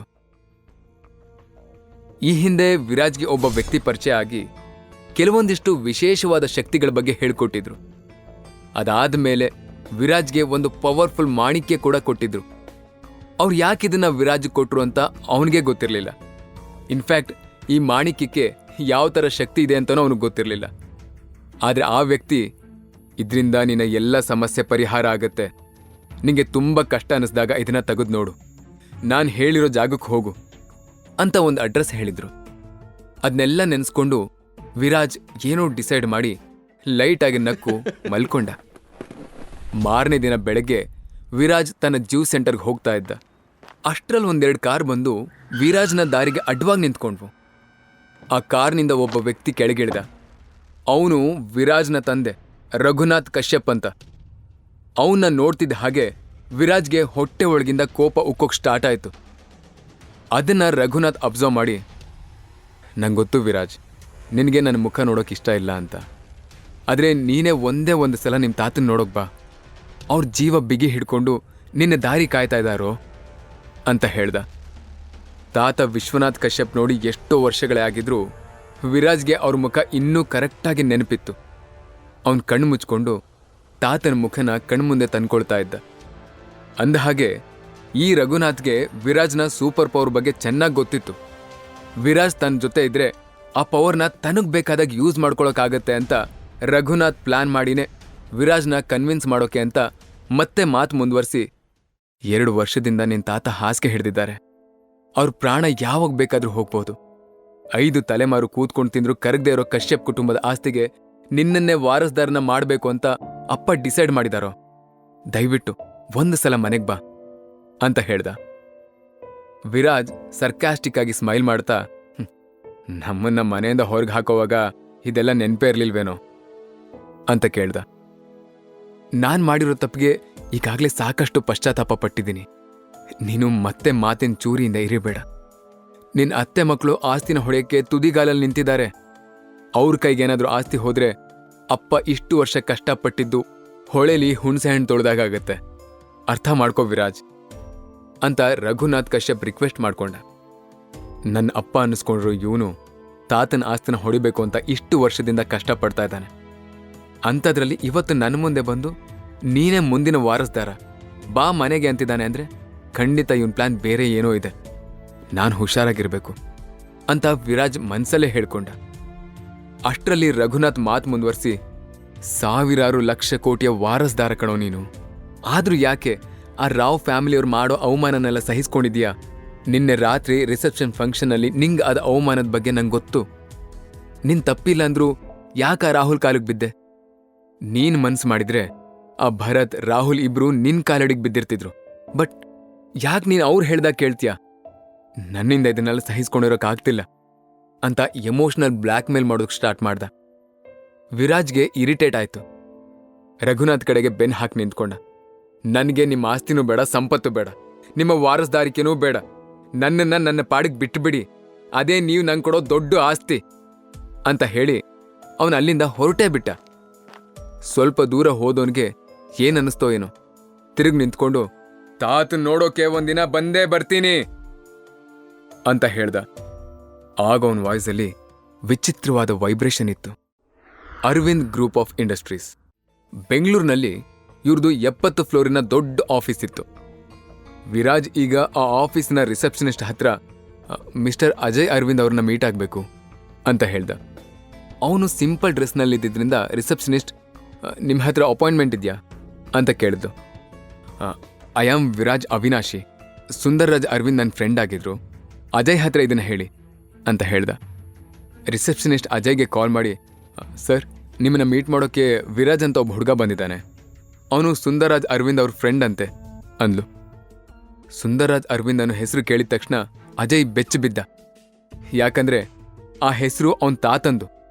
ಬಟ್ ಎಲ್ಲರೂ ಅವ್ರನ್ನ ಬರೀ ಅರವಿಂದ್ ಅಂತ ಮಾತ್ರ ಕರೀತಿದ್ರು. ಸುಂದರ್ರಾಜ್ ಅನ್ನೋ ಹೆಸರು ಬರೀ ಬೆರಳೆಣಿಕೆ ಜನರಿಗೆ ಮಾತ್ರ ಗೊತ್ತಿತ್ತು. ಬಟ್ ಈ ಹುಡುಗಂಗೆ ಹೇಗೆ ತನ್ನ ತಾತನ ಹೆಸರು ಗೊತ್ತಿದೆ ಅನ್ನೋದೇ ಅಜಯ್ಗೆ ದೊಡ್ಡ ಡೌಟ್ ಆಗಿತ್ತು. ಹಾಗಾಗಿ ತಕ್ಷಣ Ajay, ask that boy to meet me in the cabin ಅಂತ ರಿಸೆಪ್ಷನಿಸ್ಟ್ಗೆ ಹೇಳ್ದ. 5 ನಿಮಿಷದಲ್ಲಿ ವಿರಾಜ್ ಅವನ್ ಮುಂದಿದ್ದ. ಅವನು ವಿರಾಜ್ನ ಮೇಲಿಂದ ಕೆಳಗೆ ನೋಡ್ತಾ, may know who are you ಅಂತ ಕೇಳ್ದ. ವಿರಾಜ್ ಕೂಲಾಗಿ ಸ್ಮೈಲ್ ಮಾಡ್ತಾ ಜೇಬ್ನಲ್ಲಿ ಇದ್ದಿದ್ದ ಆ ಗ್ರೀನ್ ಕಲರ್ ಮಾಣಿಕ್ಯನ ಅವ್ರಿಗೆ ತೋರಿಸ್ದ. ಅದನ್ನ ನೋಡ್ತಾ ಇದ್ದ ಹಾಗೆ ಅಜಯ್ ಮುಖದಲ್ಲಿ ಸ್ವೆಟ್ಟಿಂಗ್ ಸ್ಟಾರ್ಟ್ ಆಯ್ತು. ಶಾಕ್ ಆದೊಂಥರ ಎದ್ದು ನಿಂತ್ಕೊಂಡ. ಯಾಕಂದ್ರೆ ಆ ಮಾಣಿಕ್ಯ ಅರವಿಂದ್ ಕುಟುಂಬದವ್ರನ್ನ ರೆಪ್ರೆಸೆಂಟ್ ಮಾಡ್ತಿತ್ತು. ಅಜಯ್ ಚಿಕ್ಕೋನಿರುವಾಗ ಅವನ ತಂದೆ ಹತ್ರನೂ ಈ ಥರ ಮಾಣಿಕ್ಯ ಇದ್ದಿದ್ದನ್ನ ನೋಡಿದ್ದ. ಬಟ್ ವಿರಾಜ್ನ ಹತ್ರ ಇರೋ ಮಾಣಿಕ್ಯದ ವ್ಯಾಲ್ಯೂ ಇನ್ನೂ ಜಾಸ್ತಿ ಎದ್ದಾಗಿತ್ತು. ಅಜಯ್ಗೆ ಆಗಿರೋ ಶಾಕ್ಗೆ ವಿರಾಜ್ನ ಹತ್ರ ಏನ್ ಮಾತಾಡಬೇಕು ಅಂತಾನೆ ಗೊತ್ತಾಗ್ಲಿಲ್ಲ. ನಾನು ಈಗಲೇ ನಮ್ಮ ಲಾಯರ್ಗೆ ಕಾಲ್ ಮಾಡಿ ಇಲ್ಲಿಗೆ ಬರೋಕೆ ಹೇಳ್ತೀನಿ, ಅವರೇ ನಿಮ್ಮ ಜೊತೆ ಮಾತಾಡ್ತಾರೆ ಅಂತ ಹೇಳಿ ಕಾಲ್ ಮಾಡ್ದ. 5 ನಿಮಿಷದಲ್ಲಿ ಲಾಯರ್ ಜಾರ್ಜ್ ಕ್ಯಾಬಿನ್ ಒಳಗೆ ಬಂದ. ವಿರಾಜ್ನ ಪಕ್ಕದಲ್ಲಿ ಕೂತ್ಕೊಂಡು ನೀನು ಯಾರು ಅಂತ ನಾನು ತಿಳ್ಕೋಬೇಕು ಅಂತ ಬೇಸ್ ವಾಯ್ಸಲ್ಲಿ ಹೇಳ್ದ. ವಿರಾಜ್ ಸ್ಮೈಲ್ ಮಾಡ್ತಾ ನನ್ನ ಹೆಸರು ವಿರಾಜ್ ಅವಿನಾಶಿ ಅಂತ ಹೇಳ್ದ. ಅವನ ಹೆಸರು ಹೇಳಿದ ತಕ್ಷಣ ಆ ಜಾರ್ಜ್ ಅವನ ಮೇಲೆ ಅಟ್ಯಾಕ್ ಮಾಡ್ದ. ಬಟ್ ವಿರಾಜ್ನ ಸೋಲ್ಸೋಕ್ಕಾಗಲಿಲ್ಲ. ಅವನು ಸೂಪರ್ ಪವರ್ ಮುಂದೆ ಜಾರ್ಜೇ ಸೋತು ಹೋದ. ಆಮೇಲೆ ಅವನು, ಮಿಸ್ಟರ್ ವಿರಾಜ್, ನೀವು ಸುಂದರಾಜ್ ಅರವಿಂದ್ ಅವ್ರ ಶಿಷ್ಯ ಅನ್ನೋದು ಕನ್ಫರ್ಮ್ ಆಯಿತು. ನಮ್ಮಿಂದ ಯಾವ ಥರ ಹೆಲ್ಪ್ ಆಗಬೇಕು? ಆ ಪವರ್ಫುಲ್ ಮಾಣಿಕ್ಯನ ನಮಗೆ ಕೊಟ್ಟರೆ ನೀವೇ ಈಗ ಅರವಿಂದ್ ಸಾಮ್ರಾಜ್ಯಕ್ಕೆ ವಾರಸ್ದಾರ ಆಗ್ಬೋದು ಅಂತ ಹೇಳ್ದ. ಸುಂದರಾಜ್ ಅರವಿಂದ್ ಯಾರು? ವಿರಾಜ್ ಹತ್ರ ಇರೋ ಆ ಮಾಣಿಕ್ಯದ ರಹಸ್ಯ ಏನು? ನಿಜವಾಗ್ಲೂ ಈ ವಿರಾಜ್ ಯಾರು? ಮಿಸ್ಟರ್ ವಿರಾಜ್, ನೀವು ಸುಂದರಾಜ್ ಅರವಿಂದ್ ಅವರ ಶಿಷ್ಯ ಅನ್ನೋದು ಕನ್ಫರ್ಮ್ ಆಯಿತು. ನಮ್ಮಿಂದ ಯಾವ ಥರ ಹೆಲ್ಪ್ ಆಗಬೇಕು? ಆ ಮಾಣಿಕ್ಯ ನಮಗೆ ಕೊಟ್ಟರೆ ನೀವೇ ಈಗ ಈ ಅರವಿಂದ್ ಸಾಮ್ರಾಜ್ಯಕ್ಕೆ ವಾರಸ್ದಾರ ಆಗ್ಬೋದು. ನಂಗೆ ಸದ್ಯ ಇದರಲ್ಲಿ ಯಾವ ಇಂಟ್ರೆಸ್ಟ್ ಇಲ್ಲ. ನಿಮಗೆ ರಾವ್ ಫ್ಯಾಮಿಲಿ ಬಿಸ್ನೆಸ್ ಬಗ್ಗೆ ಗೊತ್ತಿದೆ ಅಲ್ವಾ ಅಂತ ವಿರಾಜ್ ವಿಷಯನ ಬೇರೆ ರೂಟಿಗೆ ತೊಗೊಂಡು ಹೋದ. ಯಾ, ಐ ನೋ, ನಾವು all those business or on the brink of crisis ಅಂತ ಅಜಯ್ ಹೇಳ್ದ. ವಿರಾಜ್ ಏನೋ ಹೇಳೋಕೆ ಅಂತ ಹೊರಟಿದ್ದ. ಅಷ್ಟರಲ್ಲಿ ಅವನ ಫೋನ್ ರಿಂಗ್ ಆಯಿತು. ವಿರಾಜ್ ಕಾಲ್ ಪಿಕ್ ಮಾಡಿದ ತಕ್ಷಣ, ನೀನು ಇವತ್ತೇ ಸುರಭಿಗೆ ಡಿವೋರ್ಸ್ ಮಾಡಬೇಕು, ಪೇಪರ್ಸ್ ಎಲ್ಲ ರೆಡಿ ಇದೆ, ಸಿಟಿ ಹಾಸ್ಪಿಟಲ್ಗೆ ಬಂದು ಮೊದಲು ಸಿಗ್ನೇಚರ್ ಮಾಡು. ರೇಣುಕಾ ಹೇಳಿದ್ಲು. ಸಿಟಿ ಹಾಸ್ಪಿಟಲ್ಗ? ನೀವು ಅಲ್ಲೇನು ಮಾಡ್ತಾ ಇದ್ದೀರಾ ಅಂತ ವಿರಾಜ್ ಡೌಟಲ್ಲೇ ಕೇಳ್ದ. ಇವತ್ತು ಸುರಭಿ ಅವ್ರ ತಂದೆ ಜೊತೆ ಫ್ಯಾಕ್ಟ್ರಿಗೆ ಹೋಗಿದ್ಲು. ಸ್ಯಾಲ್ರಿ ಕೊಡ್ತಾ ಇಲ್ಲ ಅಂತ ಅಲ್ಲಿನ ವರ್ಕರ್ಸ್ ಅವರಿಬ್ರು ಮೇಲೆ ಅಟ್ಯಾಕ್ ಮಾಡಿದ್ದಾರೆ. ಸುರಭಿಗೆ ಪ್ರಜ್ಞೆ ತಪ್ಪಿತ್ತು. ಇದಕ್ಕೆಲ್ಲ ನೀನೇ ಕಾರಣ. ದಯವಿಟ್ಟು ನನ್ನ ಮಗಳಿಗೆ ಡಿವೋರ್ಸ್ ಮಾಡಿ ನಾವು ನೆಮ್ಮದಿಯಿಂದ ಬದುಕೋದಕ್ಕೆ ಅವಕಾಶ ಮಾಡಿಕೊಡು ಅಂತ ರೇಣುಕಾ ಕಣ್ಣೀರ್ ಹಾಕ್ತಾ ಬೇಡ್ಕೊಂಡ್ಲು. ತಕ್ಷಣ ವಿರಾಜ್ ಕಾಲ್ ಕಟ್ ಮಾಡಿ, Mr Ajay, I have to go. I will meet you again. Rao family ಬಿಸ್ನೆಸ್ಗಳೆಲ್ಲ ಅರವಿಂದ್ ಗ್ರೂಪ್ ಆಫ್ ಇಂಡಸ್ಟ್ರೀಸ್ಗೆ ಟ್ರಾನ್ಸ್ಫರ್ ಆಗಬೇಕು. ಡೂ ದ ಅರೇಂಜ್ಮೆಂಟ್ಸ್ ಇಮಿಡಿಯೇಟ್ಲಿ ಅಂತ ಆರ್ಡರ್ ಮಾಡಿ ಹಾಸ್ಪಿಟಲ್ಗೆ ಹೋದ. ಅವನ ಮುಖ ನೋಡಿದ ತಕ್ಷಣ ರೇಣುಕಾ ಮತ್ತೆ ಜಗಳ ಸ್ಟಾರ್ಟ್ ಮಾಡಿದ್ಲು. ಬಟ್ ವಿರಾಜ್ ಅವಳ ಮಾತುಗಳನ್ನು ಕಂಪ್ಲೀಟ್ ಆಗಿ ಅವಾಯ್ಡ್ ಮಾಡಿ ಬೆಡ್ ಮೇಲೆ ಮಲಗಿರೋ ಸುರೇಂದ್ರನ ಕಡೆಗೆ ನೋಡ್ದ. ಅವನ ಮೈ ಮೇಲೆ ಎಲ್ಲ ಗಾಯ ಆಗಿತ್ತು. ಬ್ಯಾಂಡೇಜ್ ಸುತ್ತಿಟ್ಟಿದ್ರು. ಅವನ ಪಕ್ಕದ ಬೆಡ್ಡಲ್ಲಿ ಸುರಭಿ ಮಲ್ಕೊಂಡಿದ್ಲು. ಅವಳಿಗೂ ಅಲ್ಲಲ್ಲಿ ಗಾಯ ಆಗಿತ್ತು. ವಿರಾಜ್ ಅವಳ ಪಕ್ಕದಲ್ಲಿ ಹೋಗಿ ನಿಂತ್ಕೊಂಡು, ಇದೆಲ್ಲ ಹೇಗಾಯ್ತು ಸುರಭಿ ಅಂದ. ಆಗ ರೇಣುಕಾ, ಅವಳನ್ನೇನು ಕೇಳ್ತೀಯ, ನಾನೆಲ್ಲ ಹೇಳ್ತೀನಿ ಕೇಳು. ಫ್ಯಾಕ್ಟ್ರಿಲಿ ವರ್ಕ್ ಪೆಂಡಿಂಗ್ ಇದೆ ಅಂತ ಅಪ್ಪ ಮಗಳಿಬ್ರು ಹೋಗಿದ್ರು. ಸಂಬಳ ಕೊಡ್ತಾ ಇಲ್ಲ ಅಂತ ಅಲ್ಲಿನ ವರ್ಕರ್ಸ್ ಇವ್ರ ಮೇಲೆ ಅಟ್ಯಾಕ್ ಮಾಡಿದ್ರು. ನಾವು ವರ್ಕರ್ಸ್ಗೆ ಸಂಬಳ ಕೊಡಬೇಕು ಅಂದರೆ ಭರತ್ ನಮಗೆ ಸಂಬಳ ಕೊಡಬೇಕು. ಆದರೆ ಅವನು ಕೊಡ್ತಾ ಇಲ್ಲ. ಅವನು ನಿನ್ನ ಮೇಲೆ ಸೇಡ್ ತೀರಿಸ್ಕೊಳ್ಳೋದಕ್ಕೋಸ್ಕರ ನಮಗೆ ಈ ಥರ ಹಿಂಸೆ ಮಾಡ್ತಾ ಇದ್ದಾನೆ. ನಿನ್ನಿಂದಾಗಿ ನಾವು ಫ್ಯಾಕ್ಟ್ರಿ ಕಳ್ಕೊಂಡಿದ್ದೀವಿ. ಈಗ ಮನೆನೂ ಕಳ್ಕೊಳ್ಳೋ ಪರಿಸ್ಥಿತಿ ಬಂದಿದೆ. ನೀನು ಸುರಭಿಗೆ ಡಿವೋರ್ಸ್ ಮಾಡಿದ್ರೆ ಭರತ್ ನಮಗೆ ಹೆಲ್ಪ್ ಮಾಡ್ತಾನೆ ಅಂತ ಹೇಳಿದ್ಲು. ಅವಳು ಮಾತು ಕೇಳಿದ ಮೇಲೆ ವಿರಾಜ್ಗೆ ಎಲ್ಲ ಅರ್ಥ ಆಯಿತು. ಭರತ್ ಇಂಟೆನ್ಷನ್ನಲ್ಲಿ ಇದೆಲ್ಲ ಮಾಡ್ತಿದ್ದಾನೆ. ಹಾಗಾಗಿ ಅವನಿಗೆ ಭರತ್ ಮೇಲೆ ತುಂಬಾನೇ ಕೋಪ ಬಂತು. ಅಷ್ಟರಲ್ಲಿ ಸುರೇಂದ್ರ, ರೇಣುಕಾ, ಯಾಕೆ ಸುಮ್ಮನೆ ವಿರಾಜ್ನ ದೂಷಿಸ್ತೀಯ? ನಿಜ ಹೇಳಬೇಕು ಅಂದರೆ ನಾನೇ ಅಸಮರ್ಥ. ನಮ್ಮ ಸಂಸಾರನ ನನ್ನಿಂದ ಸಾಕಕ್ಕಾಗ್ತಾ ಇಲ್ಲ. ಭರತ್ಗೆ ನಮ್ಮ ಯಾರನ್ನ ಕಂಡ್ರೂ ಆಗಲ್ಲ. ಅದಕ್ಕೆ ಅವನು ಹೀಗೆಲ್ಲ ಮಾಡ್ತಿದ್ದಾನೆ. ನಮ್ಮ ಮನೆ ಫ್ಯಾಕ್ಟ್ರಿನೆಲ್ಲ ಅವನಿಗೆ ಕೊಟ್ಬಿಡೋಣ. ನಾವು 4 ಜನ ಈ ಊರನ್ನೇ ಬಿಟ್ಟು ಹೊರಟು ಹೋಗೋಣ ಅಂತ ಹೆಲ್ಪ್ಲೆಸ್ ಆಗಿ ಹೇಳ್ದ. ಅಟ್ ದ ಸೇಮ್ ಟೈಮ್, ಓ, ನೀವೆಲ್ಲ ಇಲ್ಲೇ ಇದ್ದೀರಾ? ನಿಮ್ಮನ್ನು ಎಲ್ಲೆಲ್ಲೋ ಹುಡುಕಾಡ್ಬಿಟ್ಟೆ ಅಂತ ಹೊರಗಿಂದ ಒಂದು ವಾಯ್ಸ್ ಕೇಳಿಸ್ತು. ತಿರುಗಿ ನೋಡಿದ್ರೆ ಭರತ್ ಅವನ ಬಾಡಿಗಾರ್ಡ್ಸ್ ಜೊತೆ ನಿಂತ್ಕೊಂಡಿದ್ದ. ಚಿಕ್ಕಪ್ಪ, ದಯವಿಟ್ಟು ನನ್ನನ್ನು ಕ್ಷಮಿಸ್ಬಿಡಿ. ಫ್ಯಾಕ್ಟ್ರಿಲಿ ವರ್ಕರ್ಸ್ ಎಲ್ಲ ಸೇರಿ ನಿಮ್ಮ ಮೇಲೆ ಹಲ್ಲೆ ಮಾಡಿದ್ದಾರೆ ಅನ್ನೋ ವಿಷಯ ಗೊತ್ತಾಯ್ತು. ಆ ಟೈಮಲ್ಲಿ ನಾನು ನಿಮ್ಮ ಜೊತೆ ಇರಬೇಕಿತ್ತು ಅಂತ ಹೇಳ್ದ. ಸಾಕು ಭರತ್, ನಿನ್ನ ನಾಟಕ ಸಾಕು. ಇಷ್ಟೆಲ್ಲ ಮಾಡಿದ್ದು ನೀನೇ ಅಂತ ನಮಗೆಲ್ಲ ಚೆನ್ನಾಗಿ ಗೊತ್ತು. ಒಳ್ಳೆ ಒಂಥರ ಡ್ರಾಮಾ ಮಾಡಬೇಡ ಅಂತ ಸುರಭಿ ಕೋಪದಿಂದ ಗುಡುಗುದ್ಲು. ಬಟ್ ಅವಳ ಮಾತನ್ನ ಭರತ್ ಅವಾಯ್ಡ್ ಮಾಡಿ, ಚಿಕ್ಕಪ್ಪ, ಸಾಲನೆಲ್ಲ ನಾನೇ ತೀರಿಸ್ತೀನಿ. ಹಾಗೆ ಗೋವಿಂದ್ ಕುಟುಂಬದವ್ರ ಜೊತೆ ಮಾತಾಡ್ತೀನಿ. ವಿಷ್ಣು ಜೊತೆ ಸುರಭಿ ಮದುವೆ ಮಾಡೋಣ. ಆಗ ನಿಮ್ ಪ್ರಾಬ್ಲಮ್ಸ್ ಎಲ್ಲ ತಾನಾಗೆ ಸಾಲ್ವ್ ಆಗುತ್ತೆ ಅಂತ ಹೇಳ್ದ. ಅವನ್ ಮಾತ್ ಕೇಳಿ ಸುರಭಿಗೆ ಪಿತ್ತ ನೆತ್ತಿಗೇರಿತ್ತು. ನಿನ್ನ ಬಿಟ್ಟಿ ಅಡ್ವೈಸ್ನ ಸ್ಟಾಪ್ ಮಾಡು ಭರತ್, ಬಾಯಿ ಮುಚ್ಕೊಂಡು ಇಲ್ಲಿಂದ ಹೊರಡು ಅಂತ ಕಿರ್ಚಿದ್ಲು. ನೋಡಿ, ನಾನು ಹೇಳೋಷ್ಟು ಹೇಳಿದ್ದೀನಿ, ಇನ್ಮೇಲೆ ನಿಮಗ್ ಬಿಟ್ಟಿದ್ದು. ಸಾಲ ಕೊಟ್ಟಿರೋ ಬ್ಯಾಂಕ್ನವರು ಮನೆ ಬಾಗ್ಲಿಗೆ ಬಂದ್ರೆ ಅದಕ್ಕೆ ನೀವೇ ಜವಾಬ್ದಾರಿ ಅಂತ ಭರತ್ ಬ್ಲ್ಯಾಕ್ ಮೇಲ್ ಮಾಡೋ ಥರ ಹೇಳ್ದ. ಯಾವ ಬ್ಯಾಂಕ್ನವರು ಮನೆಗೆ ಬರಲ್ಲ ಭರತ್, ಯಾಕಂದ್ರೆ ಅಪ್ಪ ಈಗಾಗಲೇ ಮನೆ ಪತ್ರ ಒಡವೆನೆಲ್ಲ ಅಡ ಇಟ್ಟಿದ್ದಾರೆ. ನೀನ್ ಏನೇನೋ ಹೇಳಿ ನಮ್ಮಮ್ಮನ ಹೆದರ್ಸೋಕ್ ಟ್ರೈ ಮಾಡಬೇಡ ಅಂತ ಸುರಭಿ ಹೇಳಿದ್ಲು. ಇದಕ್ಕೆ ನಾನು ನಿನ್ನ ಇನ್ನೋಸೆಂಟ್ ಅಂತ ಹೇಳೋದು ಸುರಭಿ. ನೀವು ಅಡ ಇಟ್ಟಿರೋ ಒಡವೆ ನಿಮ್ಮ ಫ್ಯಾಕ್ಟ್ರಿ ಮಷಿನ್ ಅಷ್ಟೇ ಹೇಳೋದು, ಅದಕ್ಕೆ ಯಾವ ಬೆಲೆನೂ ಇಲ್ಲ. ಇನ್ನೊಂದು ವಾರದಲ್ಲಿ ಫ್ಯಾಕ್ಟ್ರಿ ವರ್ಕರ್ಸ್ಗೆ ಕೊಡಬೇಕಾಗಿರೋ ಹಣ ಕೊಟ್ಟಿಲ್ಲ ಅಂದ್ರೆ ಚಿಕ್ಕಪ್ಪ ಜೈಲಿಗೆ ಹೋಗ್ಬೇಕಾಗತ್ತೆ. ಇದೆಲ್ಲ ಆಗ್ಬಾರ್ದು ಅಂದ್ರೆ ನಾನು ಹೇಳ್ದ ಹಾಗೆ ನೀನು ಕೇಳಬೇಕು, ವಿಷ್ಣುನ ಮದುವೆ ಆಗ್ಬೇಕು ಅಂತ ಹೇಳಿ ಭರತ್ ವಿರಾಜನ ಕಡೆಗೆ ನೋಡ್ದ. ಅವನು ಇಲ್ಲಿ ನಡೀತಿರೋದಕ್ಕೂ ತನಗೂ ಸಂಬಂಧನೇ ಇಲ್ಲ ಅನ್ನೋ ಹಾಗೆ ನಿಂತ್ಕೊಂಡಿದ್ದ. ನೋಡು ನಿನ್ ಗಂಡನ್ನ, ಮಾತಿಗೂ ಅವನನ್ನ ವಹಿಸ್ಕೊಂಡು ಬರ್ತೀಯಲ್ಲ, ಅವ್ನು ನೋಡಿದ್ರೆ ಇದ್ಯಾವುದು ತನಗೆ ಸಂಬಂಧನೇ ಇಲ್ಲ ಅನ್ನೋ ಹಾಗೆ ನಿಂತಿದ್ದಾನೆ. ಇಂಥವನ್ ಜೊತೆ ಹೇಗೆ ಜೀವನ ಮಾಡ್ತೀಯಾ? ಸುಮ್ಮನೆ ಆ ತಾಳಿನ ಕಿತ್ ಹಾಕು ಅಂತ ಭರತ್ ಹಲ್ ಕಡಿತಾ ಹೇಳ್ದ. ಆ ಸಮಯಕ್ಕೆ ಮಾತ್ರ ವಿರಾಜ್ಗೆ ಕೋಪ ಕಂಟ್ರೋಲ್ ಮಾಡ್ಕೊಳಕ್ ಆಗ್ಲಿಲ್ಲ. ಏಯ್ ಅಂತ ಕಿರಿಸ್ತಾ ಭರತ್ ಕೈನ ಗಟ್ಟಿಯಾಗಿ ಹಿಡ್ಕೊಂಡ. ತಿರುಗೋಕ್ ಸ್ಟಾರ್ಟ್ ಮಾಡ್ದ. ಭರತ್ಗೆ ನೋವು ತಡ್ಕೊಳಕ್ ಆಗ್ತಾ ಇರ್ಲಿಲ್ಲ. ಎಷ್ಟೇ ಟ್ರೈ ಮಾಡಿದ್ರೂ ಬಿಡಿಸ್ಕೊಳಕ್ಕೂ ಆಗ್ತಾ ಇರ್ಲಿಲ್ಲ. ವಿರಾಜ್ ಮತ್ತೂ ಟೈಟ್ ಆಗಿ ತಿರುವ್ದ. ನೋವು ತಡೆಯೋಕ್ಕಾಗದೆ ಭರತ್ ವಿರಾಜ್ನ ಕಾಲು ಹಿಡ್ಕೊಂಡ. ಆಗ ವಿರಾಜ್ ಅವನ ಕೈ ಬಿಟ್ಟ. ಭರತ್ಗೆ ಅವ್ರಗಳ ಮುಂದೆ ವಿರಾಜ್ನ ಕಾಲು ಹಿಡಿಯೋ ಹಾಗೆ ಆಗಿದ್ರಿಂದ ತುಂಬಾನೇ ಅವಮಾನ ಆಯಿತು. ಯಾರ ಜೊತೆ ಏನೂ ಮಾತಾಡದೆ ಅಲ್ಲಿಂದ ಹೊರಟು ಹೋದ. ಈ ಕಡೆ ರೇಣುಕಾ ಬಾಯ್ ಬಿಟ್ಕೊಂಡು ವಿರಾಜ್ನ ನೋಡ್ತಾ ಇದ್ಲು. ಅವನಿಗೆ ಇಷ್ಟೊಂದು ಶಕ್ತಿ ಇದೆ ಅಂತ ಅವಳಿಗೆ ಇವತ್ತೇ ಗೊತ್ತಾಗಿತ್ತು. ಹಾಗೆ ಕೋಪ ಬಂದಾಗ ಅವನ ದೇಹದಲ್ಲಿ ವಿಚಿತ್ರವಾದ ಬದಲಾವಣೆ ಆಗೋದನ್ನ ಅವಳು ಮಾತ್ರ ಅಬ್ಸರ್ವ್ ಮಾಡಿದ್ಲು. ಈ ಕಡೆ ವಿರಾಜ್ ಮತ್ತೆ ಶಾಂತನಾಗಿ, ಸುರಭಿ, ಡೋಂಟ್ ವರಿ, ನಾನಿದ್ದೀನಿ. ಇನ್ಮುಂದೆ ನಿಮ್ಗೆ ಯಾವ ತೊಂದರೆನೂ ಆಗದೆ ಇರೋ ಹಾಗೆ ನಾನ್ ನೋಡ್ಕೋತೀನಿ ಅಂತ ಹೇಳ್ದ. ಅವನ್ ಮಾತ್ ಕೇಳಿ ಸುರಭಿಗೂ ಸ್ವಲ್ಪ ಸಮಾಧಾನ ಆಯ್ತು. ರಾವ್ ಗ್ರೂಪ್ನ ಎಲ್ಲ ಡೈರೆಕ್ಟರ್ಸು ಎಮರ್ಜೆನ್ಸಿ ಮೀಟಿಂಗ್ ಅಟೆಂಡ್ ಮಾಡಿದ್ರು. ಯಾಕಂದ್ರೆ ಒಂದೇ 1 ಗಂಟೆಯಲ್ಲಿ ಕಂಪ್ನಿ ಶೇರ್ಸ್ ಎಲ್ಲ ಡೌನ್ ಆಗಿತ್ತು. ಸಡನ್ ಆಗಿ ಯಾಕೆ ಹೀಗಾಗ್ತಿದೆ ಅಂತ ಯಾರಿಗೂ ಗೊತ್ತಿರಲಿಲ್ಲ. ಏನಾಗ್ತಿದೆ ನಮ್ಮ ಕಂಪ್ನಿಲಿ? ಕ್ಲೈಂಟ್ಸ್ ಎಲ್ಲ ಕಾಲ್ ಮಾಡಿ ಕಾಂಟ್ರಾಕ್ಟ್ ಕ್ಯಾನ್ಸಲ್ ಮಾಡ್ಕೋತೀವಿ ಅಂತ ಹೇಳ್ತಿದ್ದಾರೆ. ನಮ್ಮಿಂದ ಯಾರಿಗೆ ಯಾವ ತೊಂದರೆ ಆಗಿದೆ ಅಂತ ರಾಜೇಂದ್ರ ರಾವ್ ಕೇಳ್ದ. ಅಲ್ಲೇ ಇದ್ದ ವಿಜೇಂದ್ರ ರಾವ್, ನಮಗೂ ಏನೂ ಗೊತ್ತಾಗ್ತಾ ಇಲ್ಲ. ನನ್ನ ಇಷ್ಟು ವರ್ಷದ ಸರ್ವಿಸ್ನಲ್ಲಿ ಈ ಥರ ಕ್ರೈಸಿಸ್ ಇದೇ ಫಸ್ಟ್ ಟೈಮ್ ನೋಡ್ತಿರೋದು. ಯಾರೋ ನಮ್ಮನ್ನ ಟಾರ್ಗೆಟ್ ಮಾಡ್ತಿದ್ದಾರೆ ಅನಿಸ್ತಾ ಇದೆ ಅಂತ ಹೇಳ್ದ. ಅಷ್ಟರಲ್ಲಿ ಸೆಕ್ರೆಟರಿ ಎಲ್ಲ ಪೇಪರ್ಸ್ನು ತಗೊಂಡು ಕಾನ್ಫರೆನ್ಸ್ ಹಾಲಿಗೆ ಬಂದ. ಎಷ್ಟು ಜನ ಶೇರ್ ಮಾರಿದ್ದಾರೆ, ನಮ್ಮ ಕಂಪ್ನಿಗೆ ಎಷ್ಟು ಲಾಸ್ ಆಯಿತು ಅಂತ ವಿಜಯೇಂದ್ರ ಸೆಕ್ರೆಟರಿಗೆ ಕೇಳ್ದ. ಸೆಕ್ರೆಟರಿ ಎಲ್ಲ ಪೇಪರ್ಸ್ನು ಚೆಕ್ ಮಾಡಿ, ಇವತ್ತು ನಮ್ಮ ಕಂಪ್ನಿ ಶೇರ್ ವ್ಯಾಲ್ಯೂ 50% ಡೌನ್ ಆಗಿದೆ ಸರ್. ಸ್ಮಾಲ್ ಶೇರ್ ಹೋಲ್ಡರ್ಸ್ ಭಯ ಪಟ್ಕೊಂಡು ಅವ್ರ ಶೇರ್ಸ್ನೆಲ್ಲ ಸೇಲ್ ಮಾಡಿದ್ದಾರೆ. 12ಕ್ಕೂ ಜಾಸ್ತಿ ಗೋಲ್ಡ್ ಶಾಪ್ ಕ್ಲೋಸ್ ಆಗಿದೆ. 20 ಕಂಪ್ನಿಗಳು ಇನ್ನು ಮುಂದೆ ನಮ್ಮ ಜ್ಯುವೆಲರೀಸ್ ಗ್ರೂಪ್ ಜೊತೆ ಬಿಸ್ನೆಸ್ ಮಾಡಲ್ಲ ಅಂತ ಪಬ್ಲಿಕ್ ಅನೌನ್ಸ್ಮೆಂಟ್ ಮಾಡಿದ್ದಾರೆ. ಅವರ್ company shares are all down now ಅಂತ ಹೇಳ್ದ. ಅದನ್ನ ಕೇಳಿ ಅಲ್ಲಿದ್ದವರೆಲ್ಲ ಬೆಚ್ಚಿಬಿದ್ರು. ಡೈರೆಕ್ಟರ್ಸ್ ಎಲ್ಲ ಹೆದರ್ಕೊಂಡು ವಿಜಯೇಂದ್ರ ರಾವ್ ಮತ್ತು ರಾಜೇಂದ್ರ ರಾವ್ಗೆ ಕ್ವೆಶನ್ ಮೇಲೆ ಕ್ವೆಶನ್ ಕೇಳೋಕೆ ಸ್ಟಾರ್ಟ್ ಮಾಡಿದ್ರು. ಆಟ್ ದ ಸೇಮ್ ಟೈಮ್ ಇನ್ನೊಬ್ಬ ಅಲ್ಲಿಗೆ ಬಂದು, ಈಗಷ್ಟೇ ಕಾಲ್ ಬಂದಿತ್ತು, ಅರವಿಂದ್ ಗ್ರೂಪ್ ಆಫ್ ಇಂಡಸ್ಟ್ರೀಸ್ನ ಸೆಕ್ರೆಟರಿ ಹೇಮಂತ್ ಅವರು ರಾವ್ ಇಂಡಸ್ಟ್ರೀಸ್ ಬಗ್ಗೆ ನಿಮ್ಮ ಜೊತೆ ಮಾತಾಡ್ಬೇಕಂತೆ ಅಂತ ಹೇಳ್ದ. ಆ ಅರವಿಂದ್ ಇಂಡಸ್ಟ್ರೀಸ್ ಹೆಸರು ಕೇಳಿದ ತಕ್ಷಣನೇ ಎಲ್ರಿಗೂ ನಡ್ಕ ಸ್ಟಾರ್ಟ್ ಆಯಿತು.